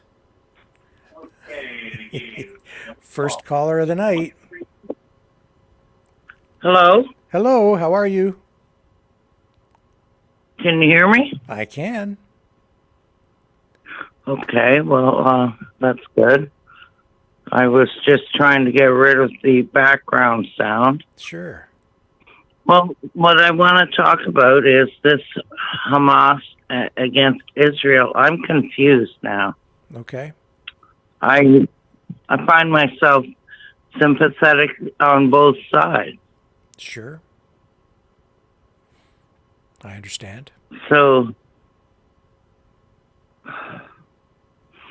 I'm really I feel like it's another wedge between everybody. No doubt. It is. So it sounds like you've got it your head screwed on pretty straight to me. What are you confused about? Well, I'm confused what side I should be on. I don't know. Well, honestly, it sounds. I don't think I need a side, but why do you need to take a side? It's you know what I'm saying? Very hard like, to say. I know what you're saying. I shouldn't have to take a side, but I feel like it's another one of these issues where if you don't take a side, you're on the wrong side. I think sometimes people are too quick to take a position and take a side on something, especially when it's a complex issue that maybe they don't fully understand, that maybe don't understand all the history, don't have all the information, and yet they still take a stand just because of what they're seeing on media, mainstream media, social media, maybe because of social pressure, maybe because they want to be part of a group or they don't want to alienate themselves from their friends. I think sometimes, honestly, it takes more courage to not take a stand and just sit there and say, I don't know enough to take a stand, to take a position on this issue. And until I figure it out, I'm not going to commit one way or the other. That also takes courage. And I think it shows a person's character to admit sometimes when they don't fully understand something. Yeah, well, you're right. You're right. You know, like, would you shut up? I have a similar problem around here. Yeah, with my Cosmo. Pardon? I have a similar problem with my best friend. He barks at me all the time. Yep. To get my attention. Telling me to go to bed and stop yapping. Yeah, that's good. Like, that's okay. I don't feel so alone when I get talking about it, but when I talk to family, everybody seems to want to pick a side, and I feel like I don't. Like you say, I don't know enough. I don't know. I feel bad for everybody. Well, I just don't want us all involved in some kind of nuclear war, like you say. Like, why do we have to be dragged into these confrontations that everybody just wants to get along? Do we not? Yeah. Yep. You're not alone. You're not alone. I'm basically neutral on this. I don't see any good coming from any of the violence. I don't see any good coming from the attack from Hamas. I don't see any good coming from the counterattack or response from Israel. All I'm seeing is escalation. And I see too many people attached to the past and not focused enough on the future. It's just we need a peaceful way forward, but no one wants to listen to a message like that right now when emotions are running so high. But you are not alone. There are many of us out there who are basically neutral on this, and just I'm concerned about the people. And I want the killing to stop, and I just want people to have a good life where children are not being bombed and people are not being shot, civilians. This is horrific on both sides. So as far as I'm concerned, Really, that's the main thing. I'm pro-peace. I'm not, I'm like, let's just end the killing and then work toward a solution. But they haven't worked toward a real solution there for a long time. I mean, they've tried at times, but it depends on who you talk to, on which side, how sincere each side has been about it. And the other thing I don't want to do is I don't want to import the problems from other parts of the world to my country. I want to help support peaceful resolutions, but I don't want to import days of rage or days of jihad to my country. I'm not into that either. So, my goodness, you're not alone. My father was an immigrant, and when he came here, he had to learn the language and to be a Canadian. Mm-hmm. And these people can come here and keep their war with them, their ideology, and they're free to demonstrate in the streets their racism, and it just I don't know. I'm getting too old for this. Yeah, me too. And the more I see it, the more it bothers me. Actually, it's like, this is Canada where I live, right? So this is Canada, and I'm like, why are you all out there on the streets, like, what? But like it's not Canada. It's not Canada. That's right. On the other side of that, though, I mean, I also understand that Canada, as part of the United Nations, after World War II, our involvement in the war, we supported the creation of Israel. And from that, now we have the situation that we're in right now. So in that way, we do have some responsibility. And, I also don't want, the problem that we're also running into, and this is pretty extreme, but in what I'm going to say, is if we don't support Israel, at least with some level of means to defend itself, then eventually its adversaries will roll right over Israel, and you're looking at if not a complete extermination of Jewish people, you're looking at horrific losses that could amount to a real genocide. On the other side, if you give too much aid to Israel and don't provide it with some conditions and restrictions, you get what you have now, which is the counterattack, also leveling homes with civilians killed, and that's not acceptable either. So it's a damned if you do, damned if you don't scenario, as far as I'm concerned. But that's why the only you don't get peace with war. If you want peace, stop killing.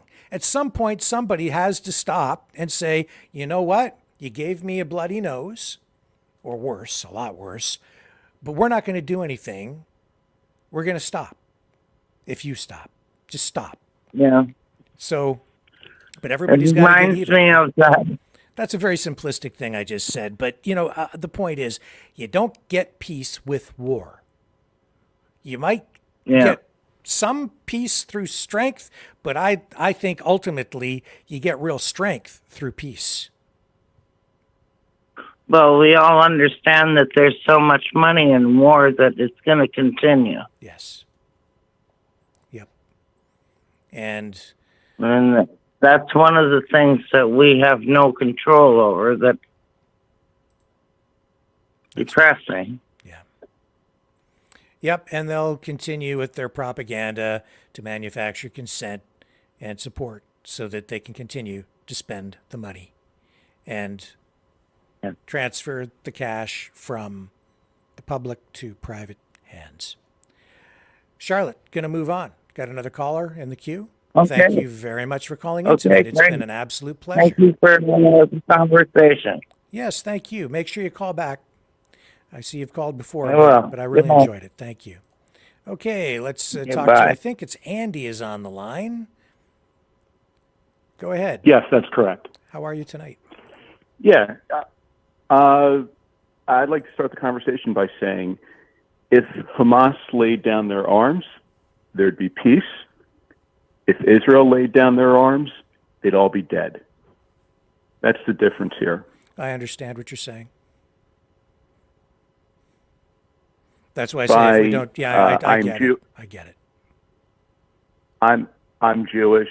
I have family in Israel. Yeah. I lived there for 6 months. I did a semester abroad. I'm under no illusion that Israel has done things perfectly since given their statehood. However, if you're put in a house and someone puts a wild tiger in the house and says, yeah, we know this tiger wants to eat you, but you're really not allowed to hurt it. Yeah. Good luck. Mm-hmm. It's kind of a difficult situation. To say the least, yeah. So again, I look at this, again, I could make an argument. I guess I'm biased because, for reasons I just said, but I try to look at this situation very objectively. And like I said, Israel has done plenty wrong, and the far right in Israel is out of hand. What the Hasidic want to do, I don't think a lot of people realize the majority of Israel is secular.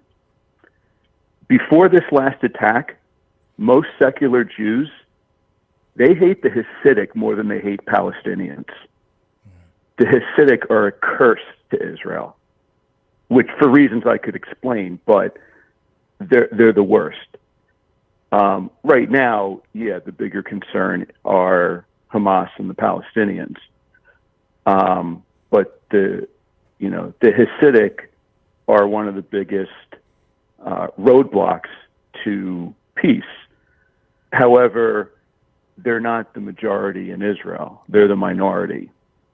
Though I could make an argument what Trump has done in this country with MAGA and the lunacy that Trump has brought into this country. Netanyahu has kind of done the same thing with the Hasidic. Trump hates people in MAGA. He despises them. He has no interest and nothing in common with those people. They're too dumb to know it, but some rich guy in New York that only wears suits, a real estate mogul, doesn't exactly have a lot in common with some dude making $13 an hour working the counter at 7-Eleven in Arkansas. Just not a lot in common. But Trump is quite the charlatan. He's convinced a lot of those people that he's their guy. So just like Trump has used the MAGA base for his own purposes, Netanyahu has done the same thing with the Hasidic. And like Trump, Netanyahu has been indicted. He's got legal problems. So what better way to try to manipulate things but start a government with the Hasidic and hey, let's change the rules of the game. I'm no expert on the Israeli constitution and their laws, but Netanyahu's trying to neuter their Supreme Court. Netanyahu has greatly divided the country. Yes. Unfortunately, Hamas has reunited it for the time being. But what I'm saying is the way Trump utilizes MAGA is very similar to the way that Netanyahu uses the Hasidic, even though he has very little in common with them and probably does not really like them at all. But getting back to Hamas, the point is that the majority of Israel wants peace. If you said to Israelis, here, sign on the dotted line here, the Palestinians will have Gaza and the West Bank, in fact, give them East Jerusalem as well for their capital, but in return, you will have guaranteed peace. Every secular Jew in Israel would sign off on that in a heartbeat. Yep. But they can't because there's no way to guarantee peace. Israel, if you look at a map, at its narrowest point, is 8 miles wide. 8. But if there was a magic way to ensure their security and peace, they'd sign off in a heartbeat. Hamas and the Palestinians would not. The Palestinians were given back the Gaza Strip in 2005. So have they tried their best to build a society and build an economy and make a thriving society? Absolutely not. All they've done is figure out, how can we kill Israelis? Their charter is the destruction of Israel. Well, it's not a secret. I know that, as they would send building materials in for them to build homes, they would take those building materials and they'd take the pipes to make missiles. Yeah, they'd turn the pipes into bombs, and they'd use the materials to build tunnels instead of building homes. Yep. Right. Yeah. And make your rocket factory right next to the hospital or right next to the daycare center. Yeah. It's awful. These people. What I don't understand, and I would like to know, is the typical person in the typical Palestinian in the Gaza Strip. I have no understanding or grasp of what percentage support Hamas. Clearly, there are some people that get it and know that Hamas is driving them off a cliff and doesn't care. Yeah. But I think there's other Palestinians that hate Hamas and wish they were gone. Yeah. But let's just say, like in a lot of parts in the world, dissent is not exactly tolerated in the Gaza. If you're not happy with Hamas, you don't express that sentiment because you'll be killed. Mm-hmm. This is why we support countries like Israel, and frankly, why we should be doing more to help Ukraine, but that's a whole other story. But in utopia, in a perfect world, yes, war doesn't get you anywhere, but it's not a perfect world. There's evil out there. Mm-hmm. And I'm not saying Muslims are evil. The majority of Muslims are perfectly fine, regular people that want the same thing that Christians do or Jews do and that most people do. But there's an element of the Muslim world that's out of their friggin' minds. They're fanatics. And they're very dangerous and they're evil. And I don't think there's a way, there's not, it's just like the mullahs in Iran. You can't negotiate. They don't want peace. They don't want, the Israelis there. So while I'm not quite sure what Israel should do, because bombing the hell out of Gaza, I don't know where that really gets Israel. Yeah. Been there, done it. The Israelis have a term or a saying called mowing the lawn. They got to mow the lawn periodically, and that's what they're going to do. But you know what? The weeds always come back. Yeah. What I'd like to know, and I haven't heard the media ask this of Israelis or you know the government, is they want to eradicate Hamas. Well, who doesn't? I mean, that would be wonderful. But I don't understand how they do that. Hamas is not. They're not wearing uniforms. They're not card-carrying member of Hamas. Oh, we found your membership card in your wallet. Short of going into the Gaza and detaining or killing every male between the age of 18 and 60, which I'm not advocating for, but short of that, I don't know how you eradicate Hamas. Yeah, well, I haven't really heard I think that's an anyone in the important media point ask. because, I think when they say they want to eradicate Hamas, what they're really doing is they're going to the public with that kind of messaging, looking for support so they can kind of do whatever they want. It's like reigniting the war on terror, right? Yeah, look, my dad is this way. I had a conversation with him last night. Oh, well, and my dad's in his early 80s. He's not the most clear level thinker, but he talked tough, like, well, we'll just go in there and we'll make it a parking lot and we'll flatten them. And it's like, okay, that makes you feel good for a day or two. And look what we did. But like, you're going to kill a lot of innocent people. But also, like, where is that going to get you? It's not, you're not going to accomplish your goal with that approach. You'll buy yourself some time. Yeah. But the weed's going to come back. And angrier. But I don't know how you eradicate the weed. I really have no. Yeah. Yeah, absolutely. I also think more should be made of the fact the majority of the Arab world, they don't like Jews and Israelis. But you know who they dislike kind of even more? Palestinians. Does anyone see all the Arab countries running to come help the folks in Gaza? Not really. Not really. The Palestinians have been, over the years, have been a very effective tool for Arab countries, because if you're the leader of Egypt or Jordan or,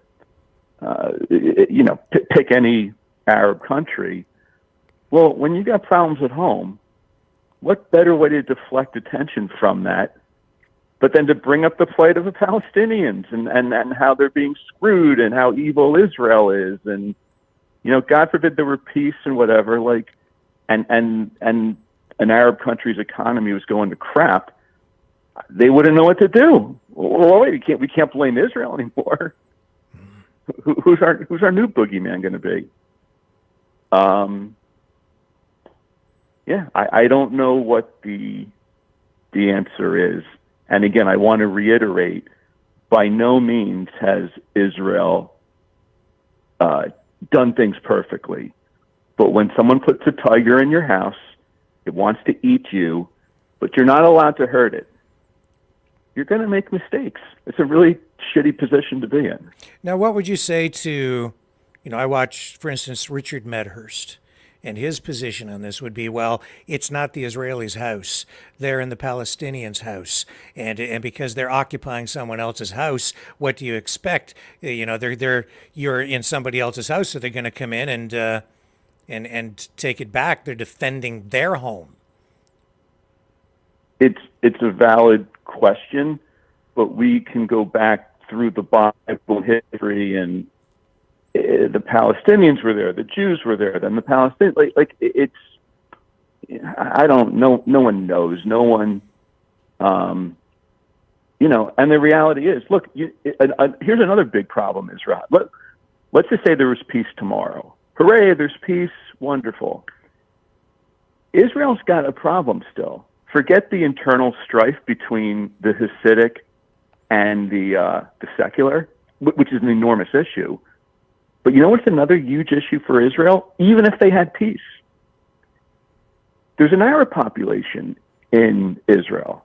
Yeah. Okay. They, at least on paper, and again, I'm sure they're, you know, I don't want to say it's akin to African Americans here in the U.S. in the 50s, but there is a little of that.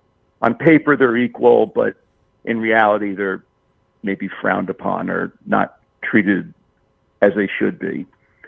But the birth rate for Israeli Arabs is much, much higher than the birth rate for Jews.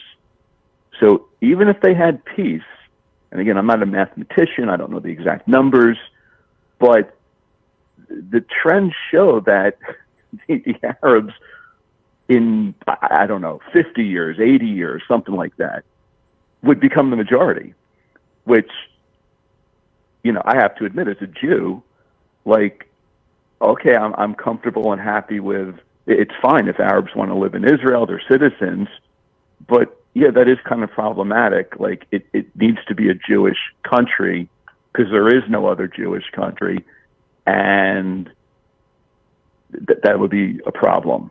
But again, that's a down the road problem. That's not even, there's too many other problems to try to tackle than what I just mentioned. But yeah, it's a horrible, horrible situation. Both sides deserve some blame, but for every shred of blame, in my opinion, to Israel, there's 6 or 7 things you can blame Hamas and the Palestinians for.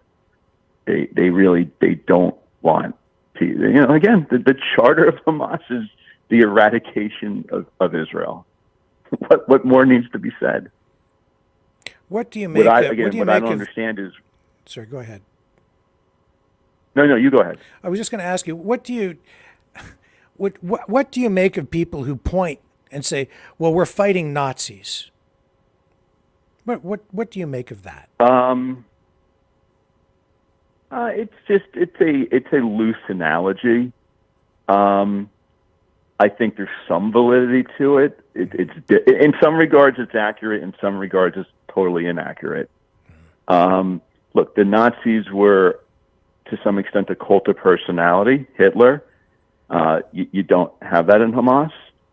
The Nazis were an official government entity. That was the ruling body. Whereas, okay, Hamas was voted into power in 2006, but there's been no election since, and you know, it's not a normal functioning government and country. Yeah. But yeah, people make the analogy because, well, the Nazis wanted to eradicate the Jews, and I personally lost a lot of family in the Holocaust. But yeah, Hamas and the Palestinians, many of them, not all, but many of them, feel the same way. Yeah, we want the Jews gone. And I should also mention, like, this is true in the West Bank and also in the Gaza. They teach the kids to hate. So these kids are indoctrinated real early on. Yep. As a Jew, what I'm ashamed of and not happy with is the far right in Israel. They do the same bullshit. I've seen videos or heard from relatives and stuff that these nut job settlers, you know, the ones that Netanyahu is, you know, that's his MAGA people. These settlers and these religious fanatics, yeah, they're almost just as dangerous to some degree as the nuts, you know, the extreme Islamics or Islamists. But yeah, they're not allowed to run amok. If they were, they'd probably be no different than Hamas. And like I said, typical Israelis who are secular. If we were talking about this a week ago, I'd say, oh yeah, my relatives in Israel. Okay, they might not be thrilled with the Palestinians, but they hate the Hasidic more. The Hasidic are a bigger problem. And I don't think that gets enough coverage, and people don't understand that. Again, not that Americans and Canadians are going to understand every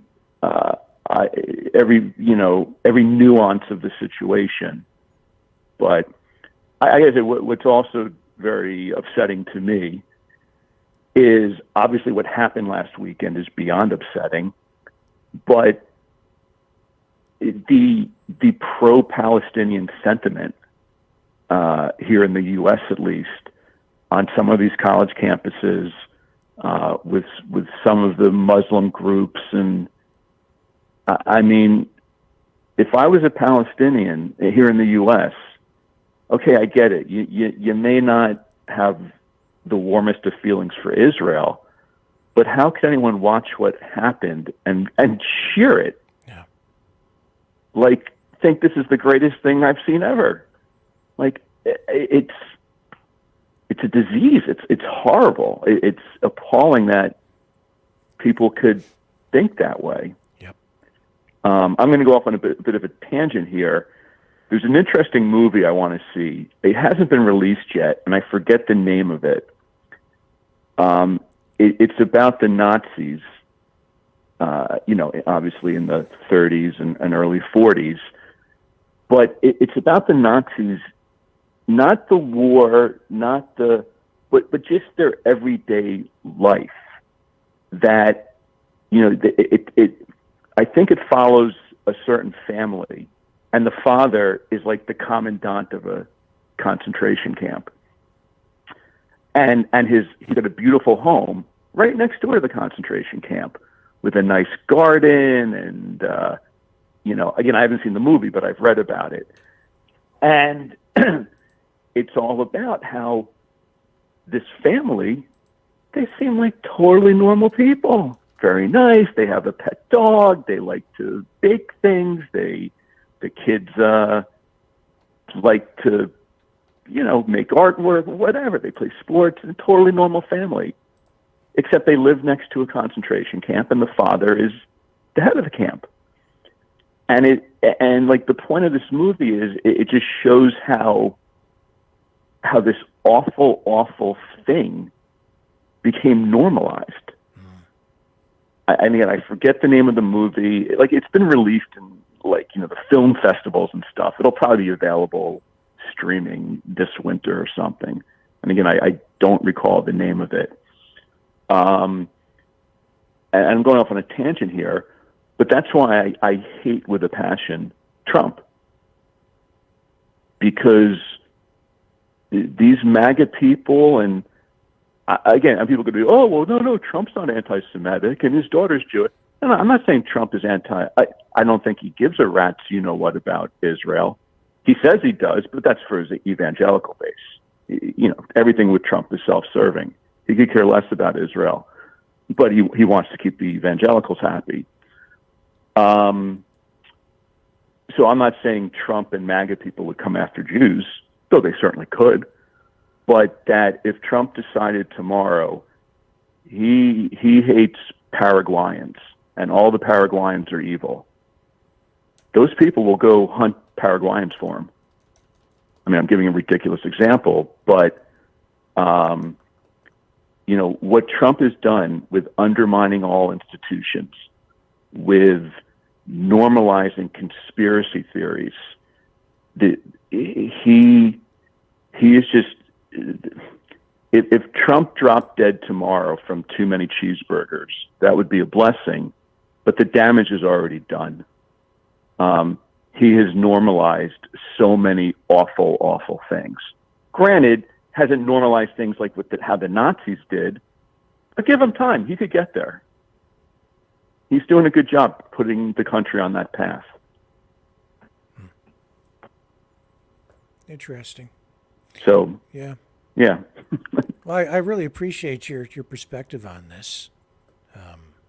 And I've been saying, from the very beginning too, like, it's sort of strange to me to see people who are on the left side of the political spectrum, especially, podcasters, influencers, journalists, come out on the side of Palestine to the point where, they just don't want any support for Israel at all. And as I've said here, and I think we're thinking the same thing, if we don't support Israel, it would be a massacre. eventually. If we just cut off all funding and didn't provide them with the support they need to defend themselves, they would just be rolled over. But and people murdered, just killed. But a lot of people would say, so what? Yeah. Not out of hatred towards Jews, just out of indifference. Yep. I look at what's going on in Ukraine, and I'm appalled. It makes me angry. It's, to me, so obvious that the Russians, again, the Ukrainians are not perfect, very corrupt country, struggling democracy. I get it. Look, the Ukrainians sided with the Nazis during World War II. All right. Again, I'm under no illusion that Ukraine's a perfect country, but they're on a path to democracy. They have a Jewish president, and they're trying to do the right things. And in comes Putin and Russia. So just like I say, well, if Israel got wiped off the face of the map, most people in America and Canada would be like, yeah, doesn't affect me. I don't care. Just like if Ukraine got wiped off the map, most Americans and Canadians would go, oh, there's horrible things going on. Well, as long as I don't have to see it, I don't really care. That's, I don't know, maybe it's human nature. I'm not sure.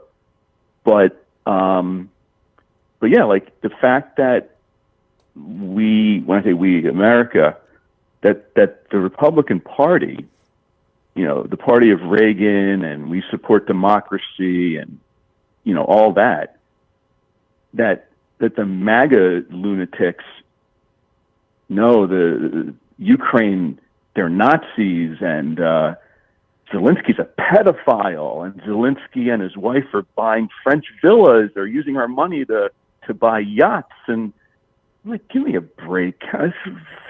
There's atrocities going on of the same level committed by the Russians against the Ukrainians.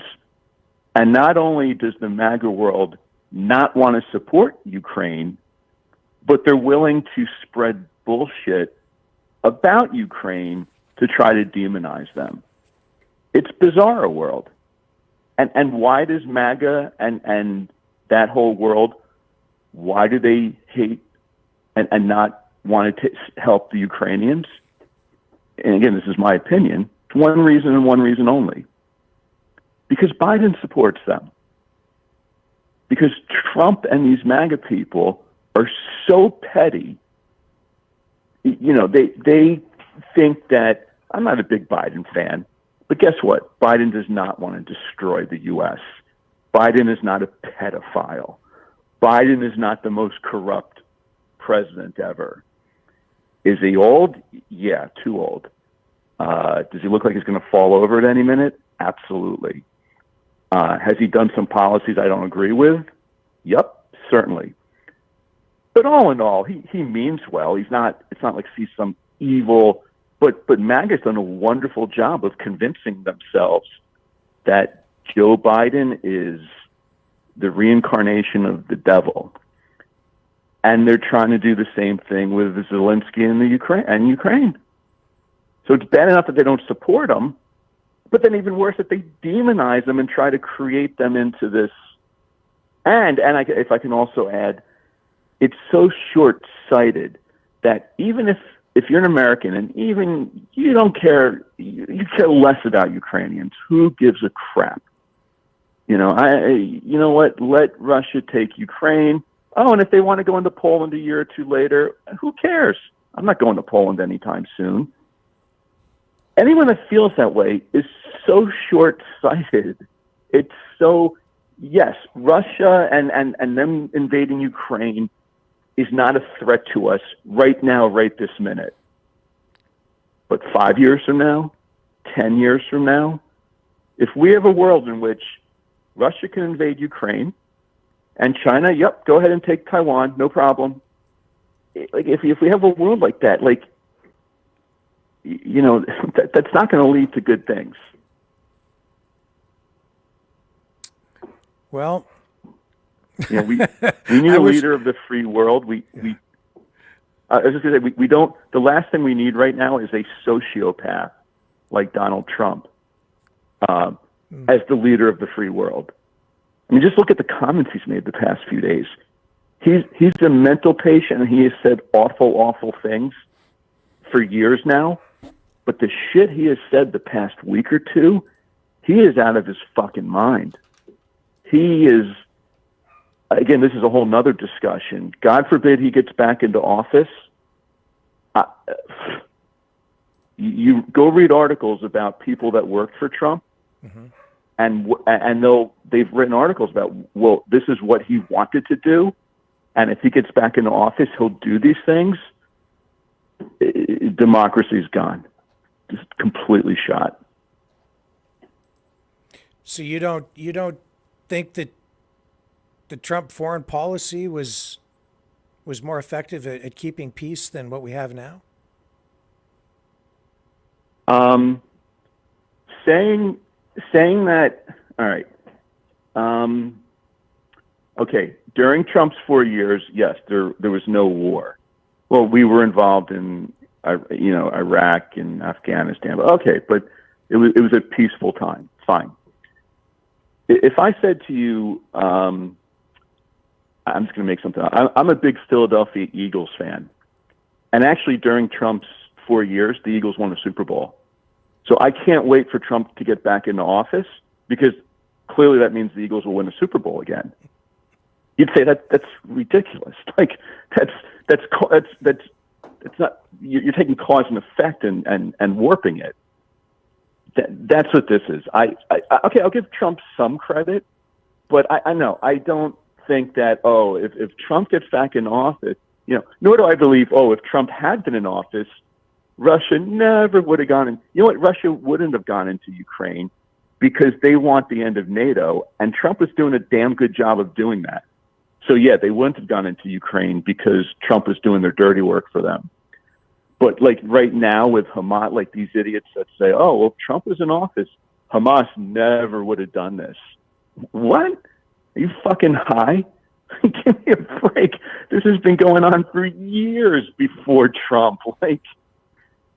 So again, I think Trump did some good things as president, but he is an enormous danger. He is a danger beyond belief. A danger domestically, internationally, both? Both. Without a doubt, domestically. No doubt. The guy tried to overturn an election.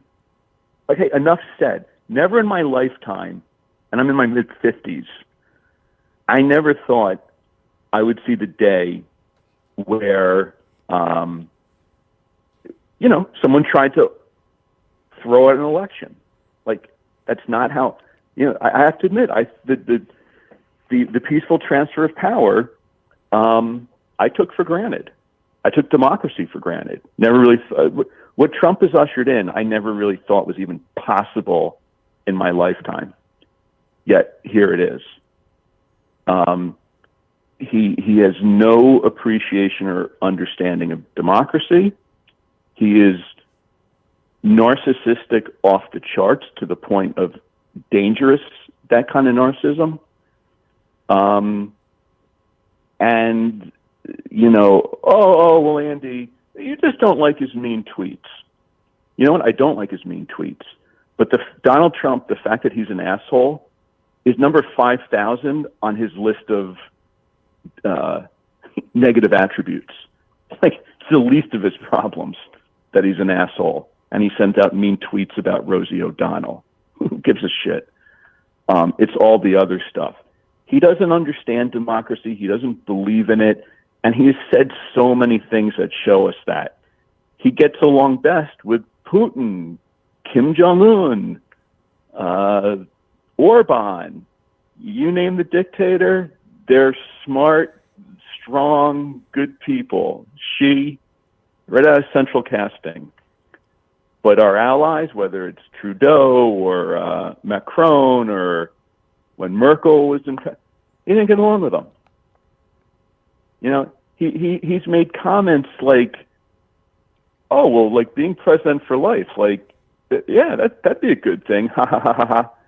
And it's like, wait a second, no, you're not joking, dude. He's serious when he says that. He's smart enough to pass it off as a joke, but no, he looks at that. He looks at what Putin's done to Russia, and it's like, hey, yeah, that's a good thing he's got going there. I'd like that. I mean, on paper, Russia's a democracy. The only reason that Trump could not do to the U.S. if he got back in office that Putin did in Russia is the fact that Trump's 77. If Trump was 47, forget about it. Holy shit, he would be in office the next 40 or 50 years. He wouldn't leave. So yeah, Trump is an enormous danger. Well, just like, take the fact, okay, there were no wars. Now again, someone from MAGA would listen to me. I went back and read the chat on the screen here. I'm sure I'm getting ripped by MAGA people, but I'm sure you heard like what General Milley and Mark Esper in the last weeks or months of Trump's administration, what they had to do, that they thought the guy was so nuts and that he would do anything to stay in office that he could try to start a war or some kind of skirmish or something with China. Like that, and again, that's the narcissism in him. He just wants to be president. He can't get enough of doing rallies and having 5,000 people drooling over him. He gets off on it. He loves that more than anything else. Well, Andy, we've been marching on here for a while, over 20 minutes. So yeah, I'm just going to get you to kind of wrap up and just give us some final thoughts. Yeah. So in summary, Trump is dangerous. He's a horrendous human being. And Israel, while not perfect, they are the good guys in this battle. But the Palestinians, the normal ones, are true victims. I appreciate the call. Thank you for the time. Hey, thank you. Yeah, I appreciate it. All right, have a good evening. You too, sir. Bye. Call back. Appreciate it. Let's move on to the lottery ticket guy. Here he is. Let's get him up on the screen. There he is. Hello. You got the most assaulted man without a plan to master all your disasters, Rick. The last caller, you know what? I wasn't even going to call in, but by popular demand in the chat, I'm calling you. Okay. I'll tell you one thing about Trump. He foreseen this in his crystal ball, exactly what the fuck is going down today in the world. And he foreseen it, and he called it almost to the fucking day. Okay, so the last caller to say, oh, Trump, he thinks he would have been in office. It don't work that way in United States politics. You're in for 8 years tops, and you're gone. Maybe Trump Jr. would have got the next run. Who knows? His dad did a swell job. Hand it down to the kids. That's the way it works. Okay, picking sides? Now I'm going to pick a side. And some people may not be happy with this, but I really don't give a shit what you're happy with. This is freedom of speech. We're on Rumble, baby, so I'm going to let it rumble out. I stand with Palestine, and the reason why I stand with Palestine, last night I said it, okay? The Israelis been lining up Palestinians for years, okay? And if you know anything about the history of Palestine and the PLO and Yasser Arafat, okay, and the leaders of the PLO, this has been going on a lot longer than the invasion that's going on right now. A lot longer. There's been more Arab Palestinians killed by far tenfold than Israelis. For every dead Israeli, I can guarantee you there will be maybe 100 Arabs that will die over this. Okay. It's their land. Canada wants to be nice. Well, give them a fucking province. I'm not going to say BC because you're there, but let's give them fucking the Yukon Territory. Fuck off. Right? So that's the only way the war is going to end. And I have a right to stand with who I want to stand with. And believe me, I've seen the atrocities over the years. And by tenfold, it's been on the other side. And they've been occupied. Nobody has the right to shut off the power, okay, in the water, in the food. Wow, that's a genocide in its makings. Wrong move. And I knew it when that Benjamin fucking Yahoo got back in, okay? there was going to be war. How many times that guy been the prime minister over there? For quite a long time. No, this is his 8th time. Yeah. 7th or 8th time, Rick. Okay, he's been prime minister. That don't happen in democratic countries, period. Jean Chrétien can't come back and run. Stephen Harper can't come back and run. Yeah, they can. He ain't going to run. Yeah, they can. What, 8 times?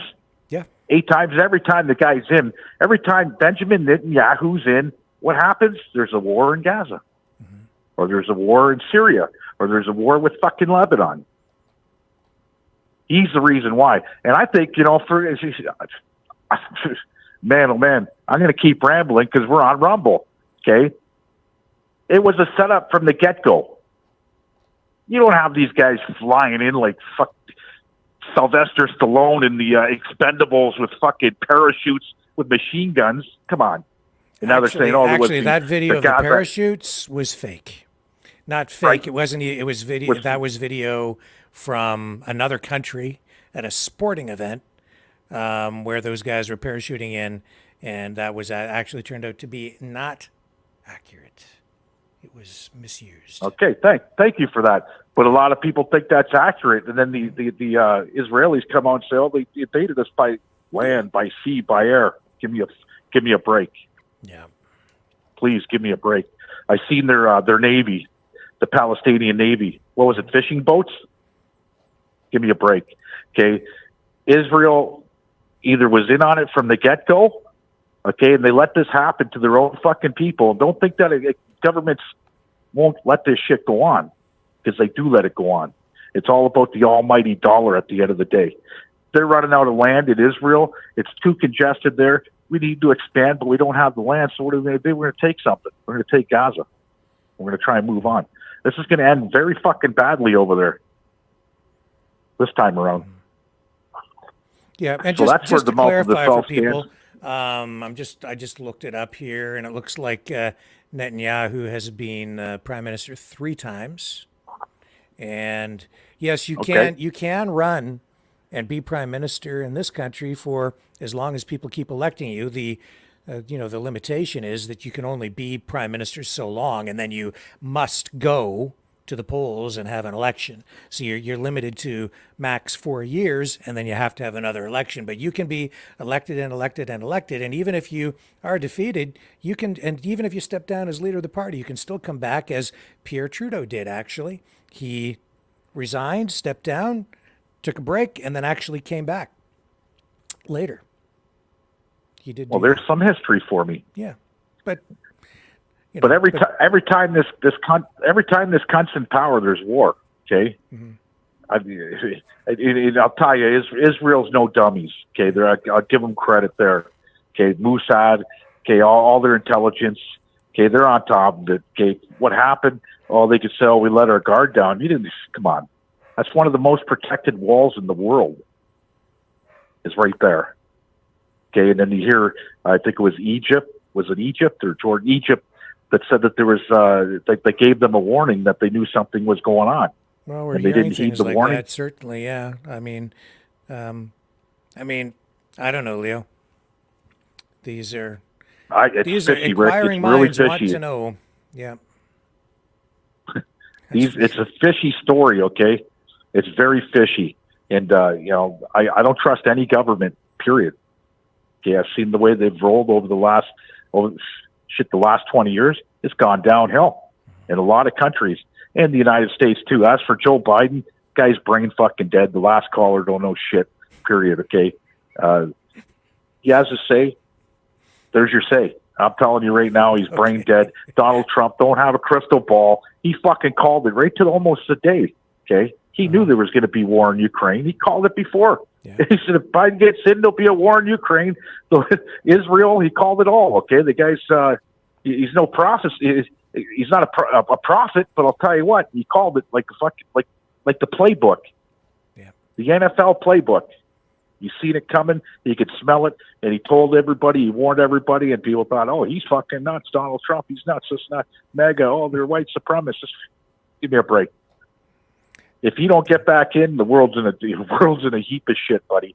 Yeah, well, I And the don't reason agree. he didn't want to give. I certainly didn't agree with everything he said either. I did like, I thought he provided some good perspective on Israel. But yeah, the Trump stuff, I get what he's saying. I don't agree with all of it. I think that I think his foreign policy was effective. It did keep us out of new wars. And it did. Yeah. And for him to snub his nose at Trudeau, well, why not? He called the spade a spade. Look at the spade that we have. Yeah, right. So I'm no fan of Trudeau either, as you know. Worst prime minister the country has ever had, for sure. Yeah. Oh yeah, and he's still posted on Facebook like he's, and what I get is hilarious on Facebook.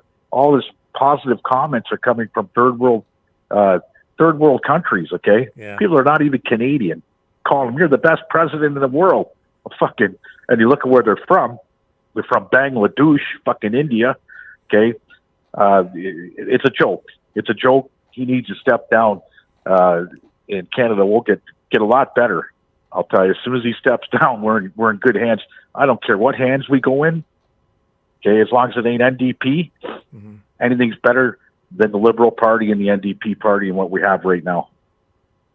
The Greens, I wouldn't give them the chance, but anybody else, there you go. And there's not many to pick from. You get the PPC, the PC, but I really, really, really, really like that Danielle Smith, buddy. Yeah, well, she got a big win, didn't she? And that court decision. There's Well, you elect, okay? You elect people that are going to fight on the benefit of the people. She's standing up for the people. Okay, she's going to get that oil pumping again. Yeah. And the sooner the better.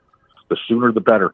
Nobody's going to really say anything about her getting oil pumping now because they need it. Yeah. I wonder if Joe Biden has the oil reserves up.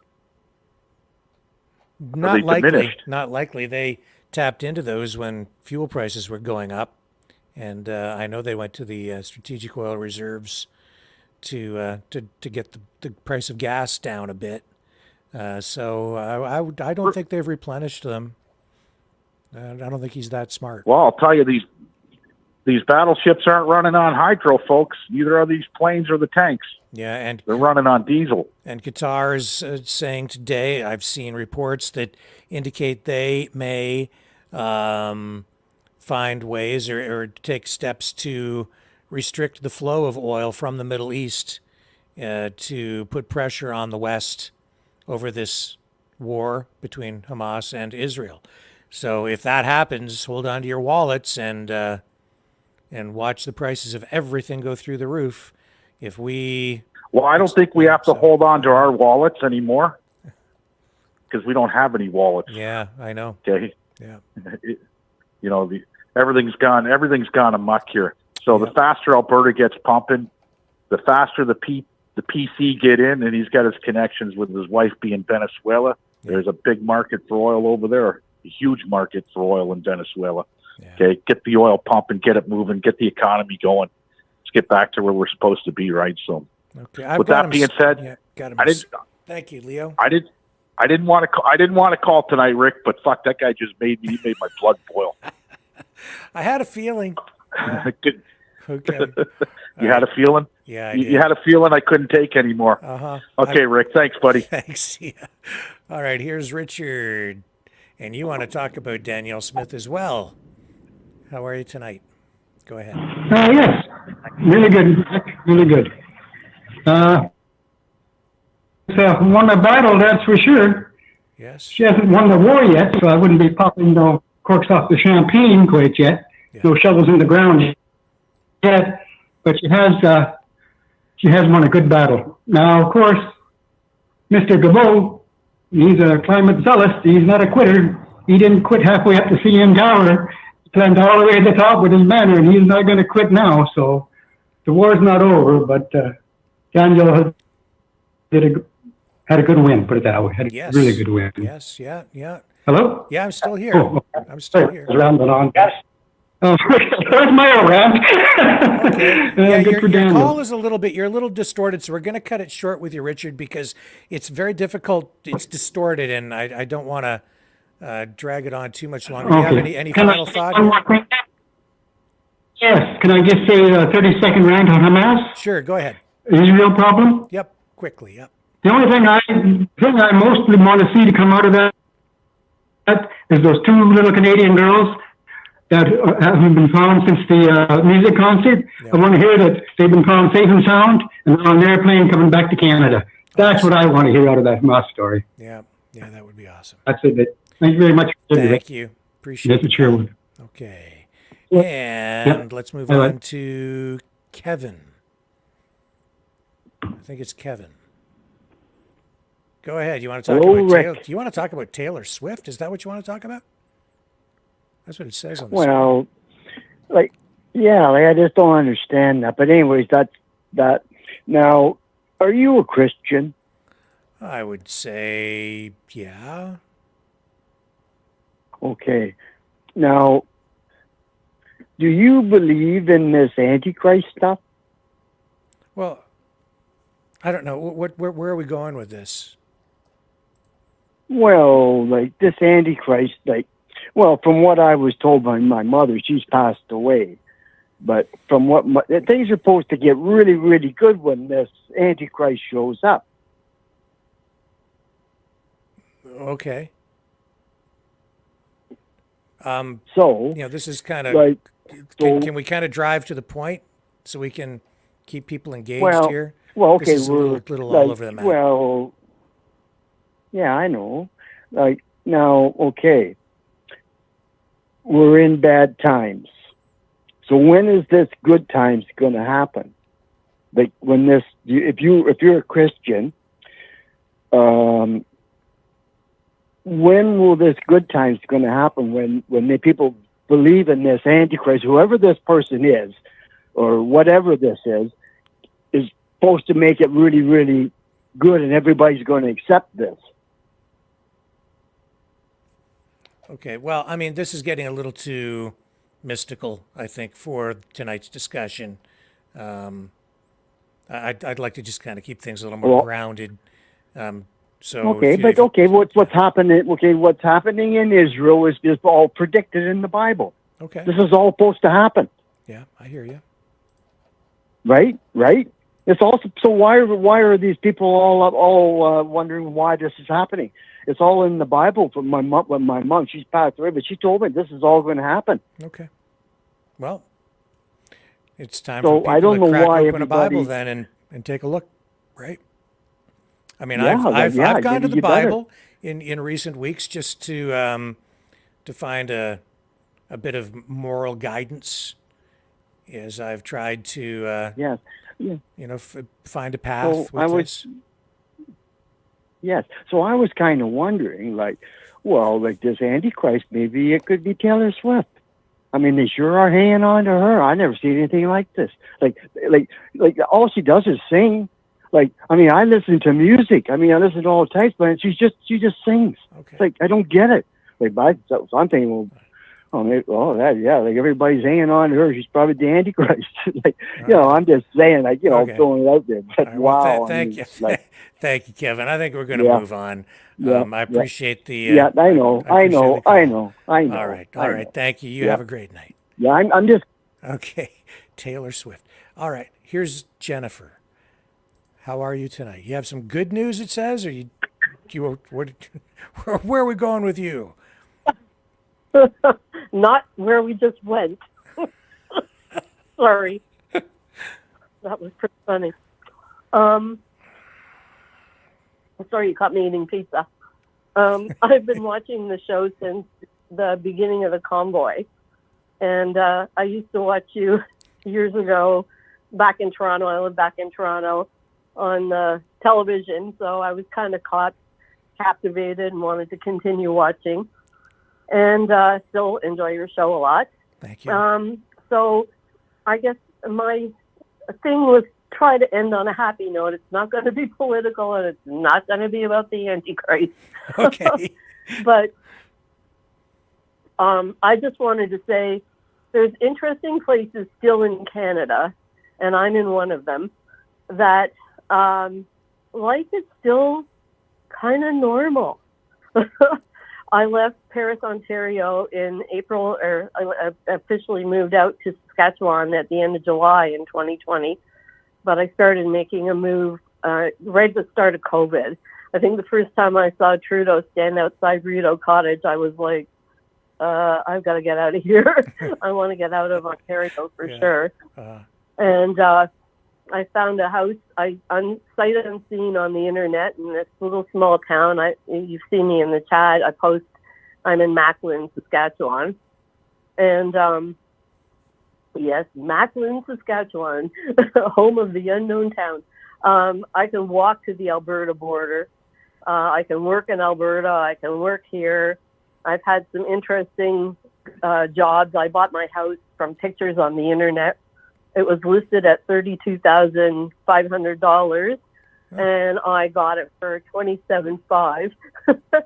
It's a little 1928 stucco former schoolhouse, and on a corner lot.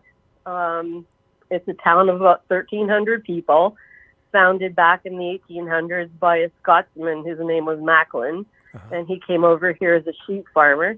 And it's like I guess going back to a town in like Back to the Future, where the school is still the school, the churches are still the same churches, the Main Street just got its first major facelift this summer and actually got the road paved. So you kind of get my drift. It's very dusty, extremely dusty here.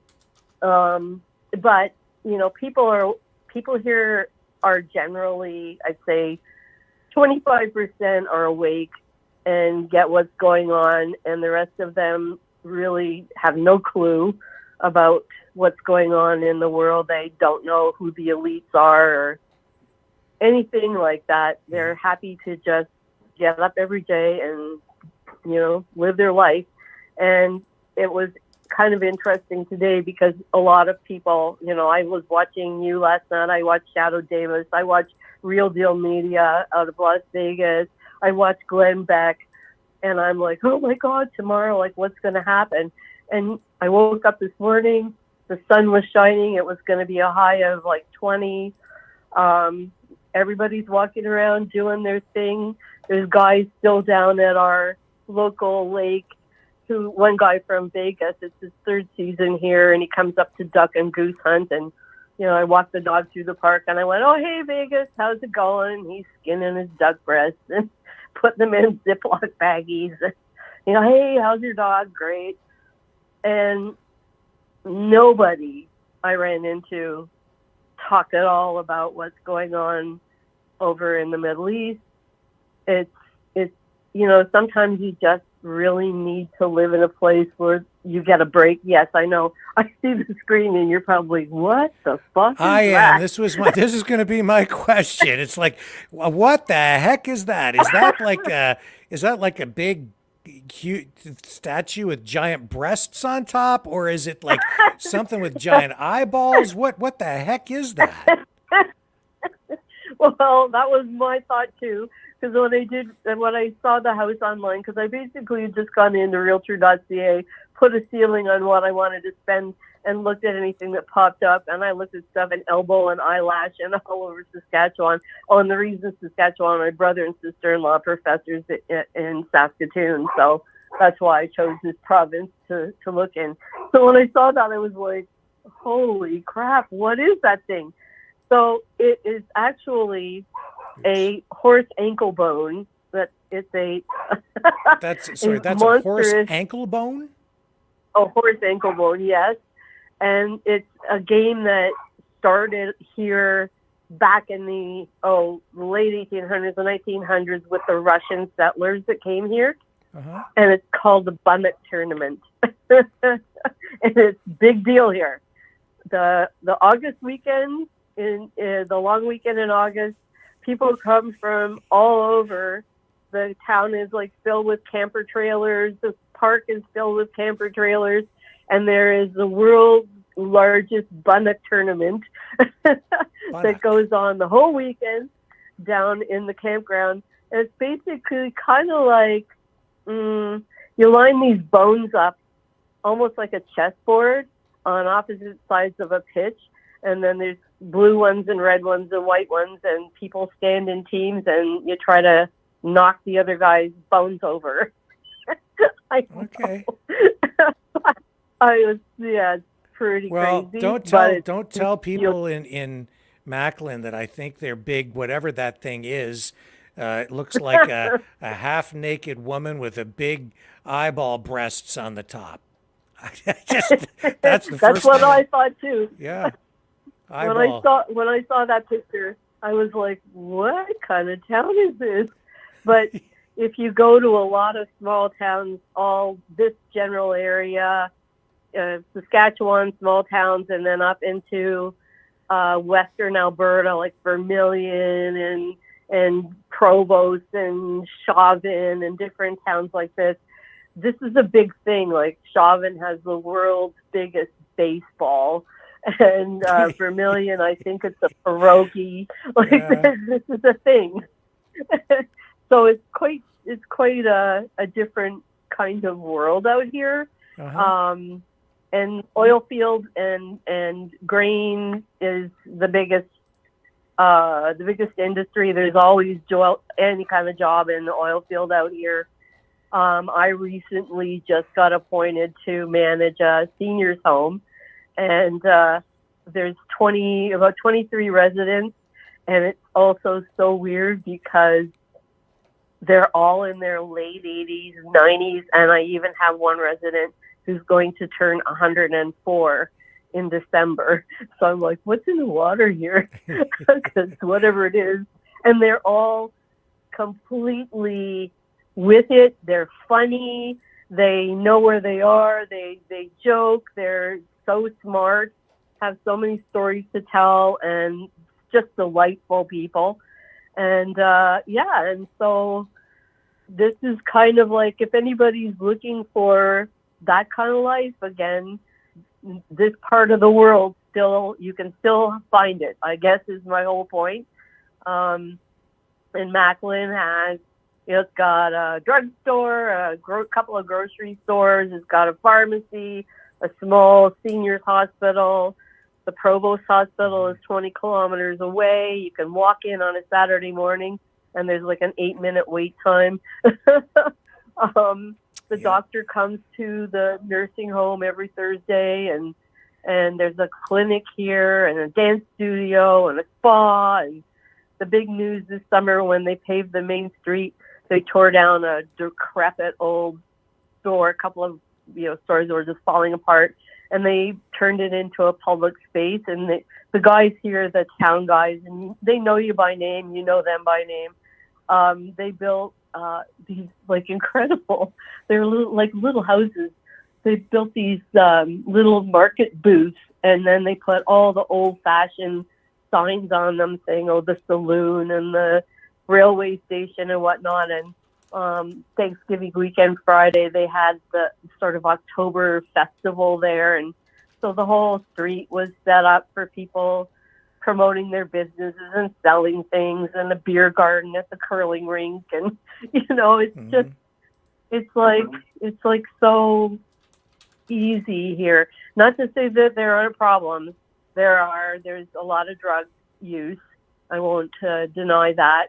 People, young guys in the oil patch that are making, going from high school to making $100,000 a year as a swamper or a driller or something. Drugs are available, and it's easy to get them. They're everywhere, and so you get a bit of that. No RCMP in town.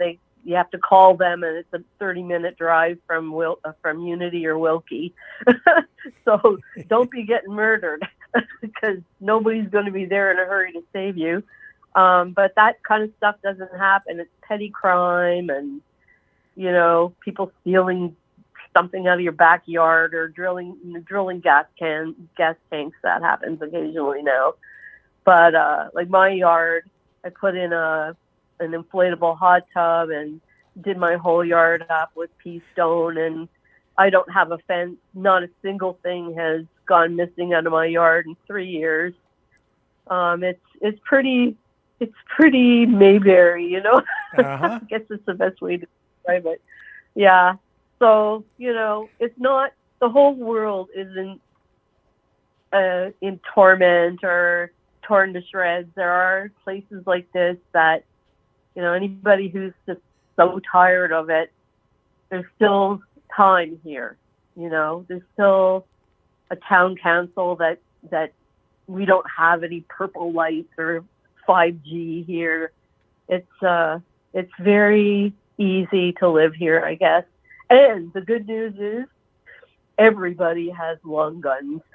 There isn't a house in town. Last year, just about the drug thing, Yeah.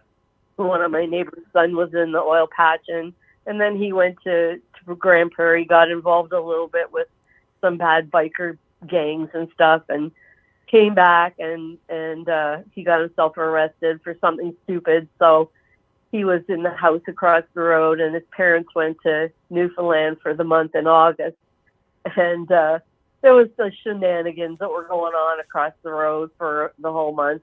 But when they came back, much to my surprise, the police showed up one afternoon. Well, they were here all month, but this one particular afternoon after they got home, I saw the 3 RCMPs outside my window. I'm like, oh no, what's going on across the road again? And out comes the 3 RCMPs with gloves on their hands, each one carrying 2 rifles in each hand and a handgun. Yeah. So I mean, those kinds of things still happen.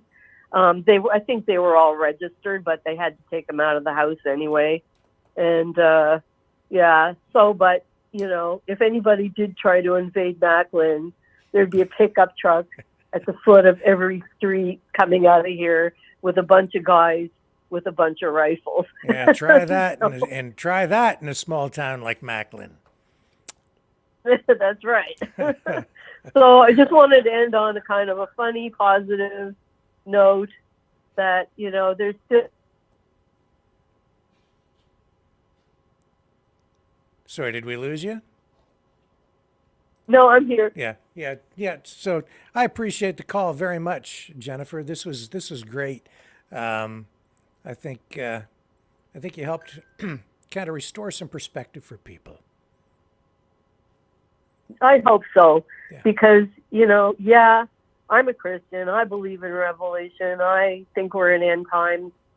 I watch a pretty cool prophet out of Colorado, and he's pretty awake. And there is the world's in trouble, but there are places that and you can even find those places in your own community, I think, and just get away from all that nastiness and sadness, even for a day. Google Macklin and look at my bunnock there. That will make anybody have a laugh. Yeah, that's great.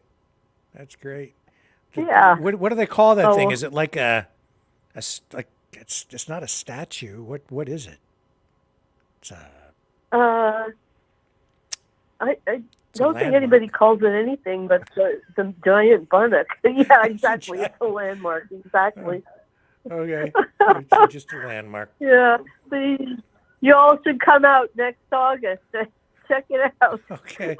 Sudbury has the big nickel, and St. Thomas has Jumbo the elephant statue thing. And, every community has something, but I've never seen anything quite like that. Oh, yeah. Yeah. I think ours is about the most interesting. They did, however, I have to say, I'm looking at one of the pictures and it's got the black door. They did paint that white because that was a little bit disturbing. Yeah.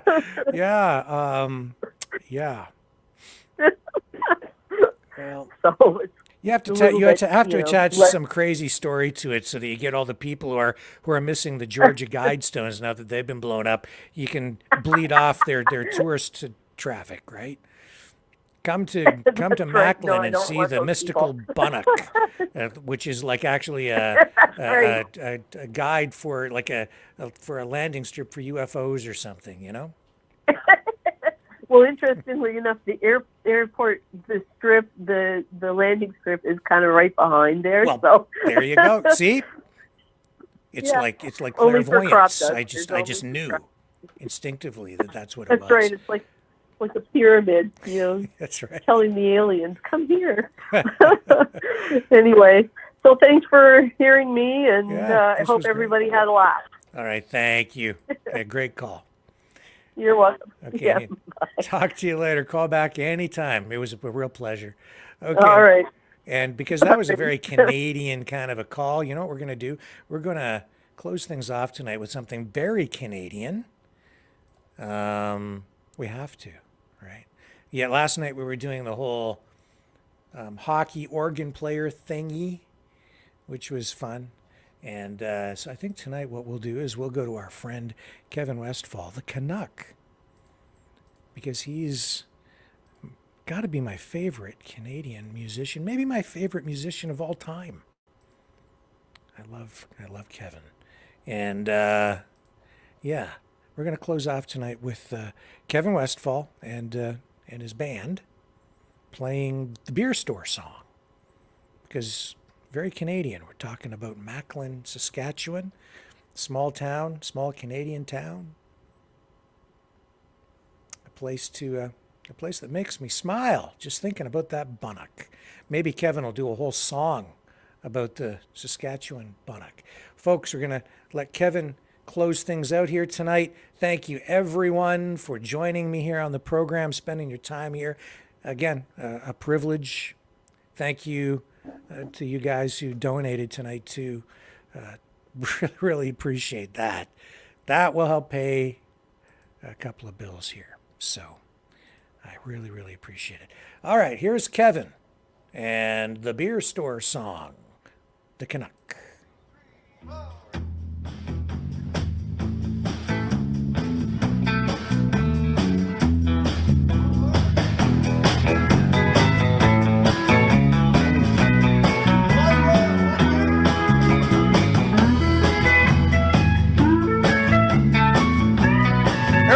Folks, the Beer Store song.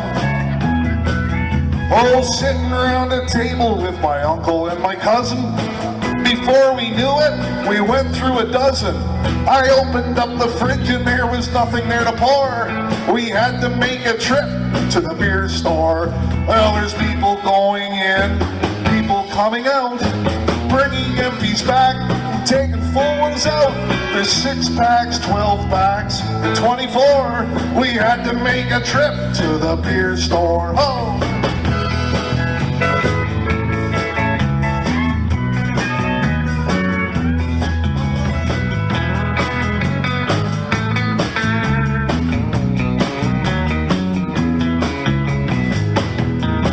Well, I was working hard in the yard. Thought I'd better stop, maybe have a little break and have a wobbly pop.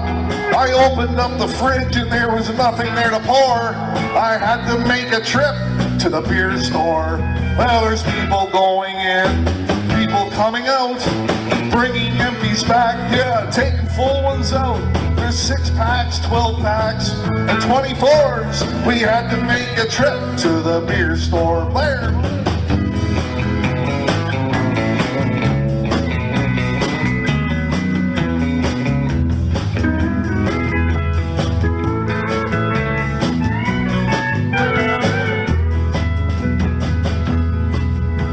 I know the day is soon to come when I can't get to and I can't get from. So what will I do when I have no more? Oh. Well, we better get going to the beer store. There's people going in, people coming out, bringing empties back and taking full ones out. There's 6-packs, 12-packs, and 24s. We had to make a trip to the beer store. Yeah, we had to make a trip to the beer store. Yeah, we had to get going to the beer store. The Beer Store song.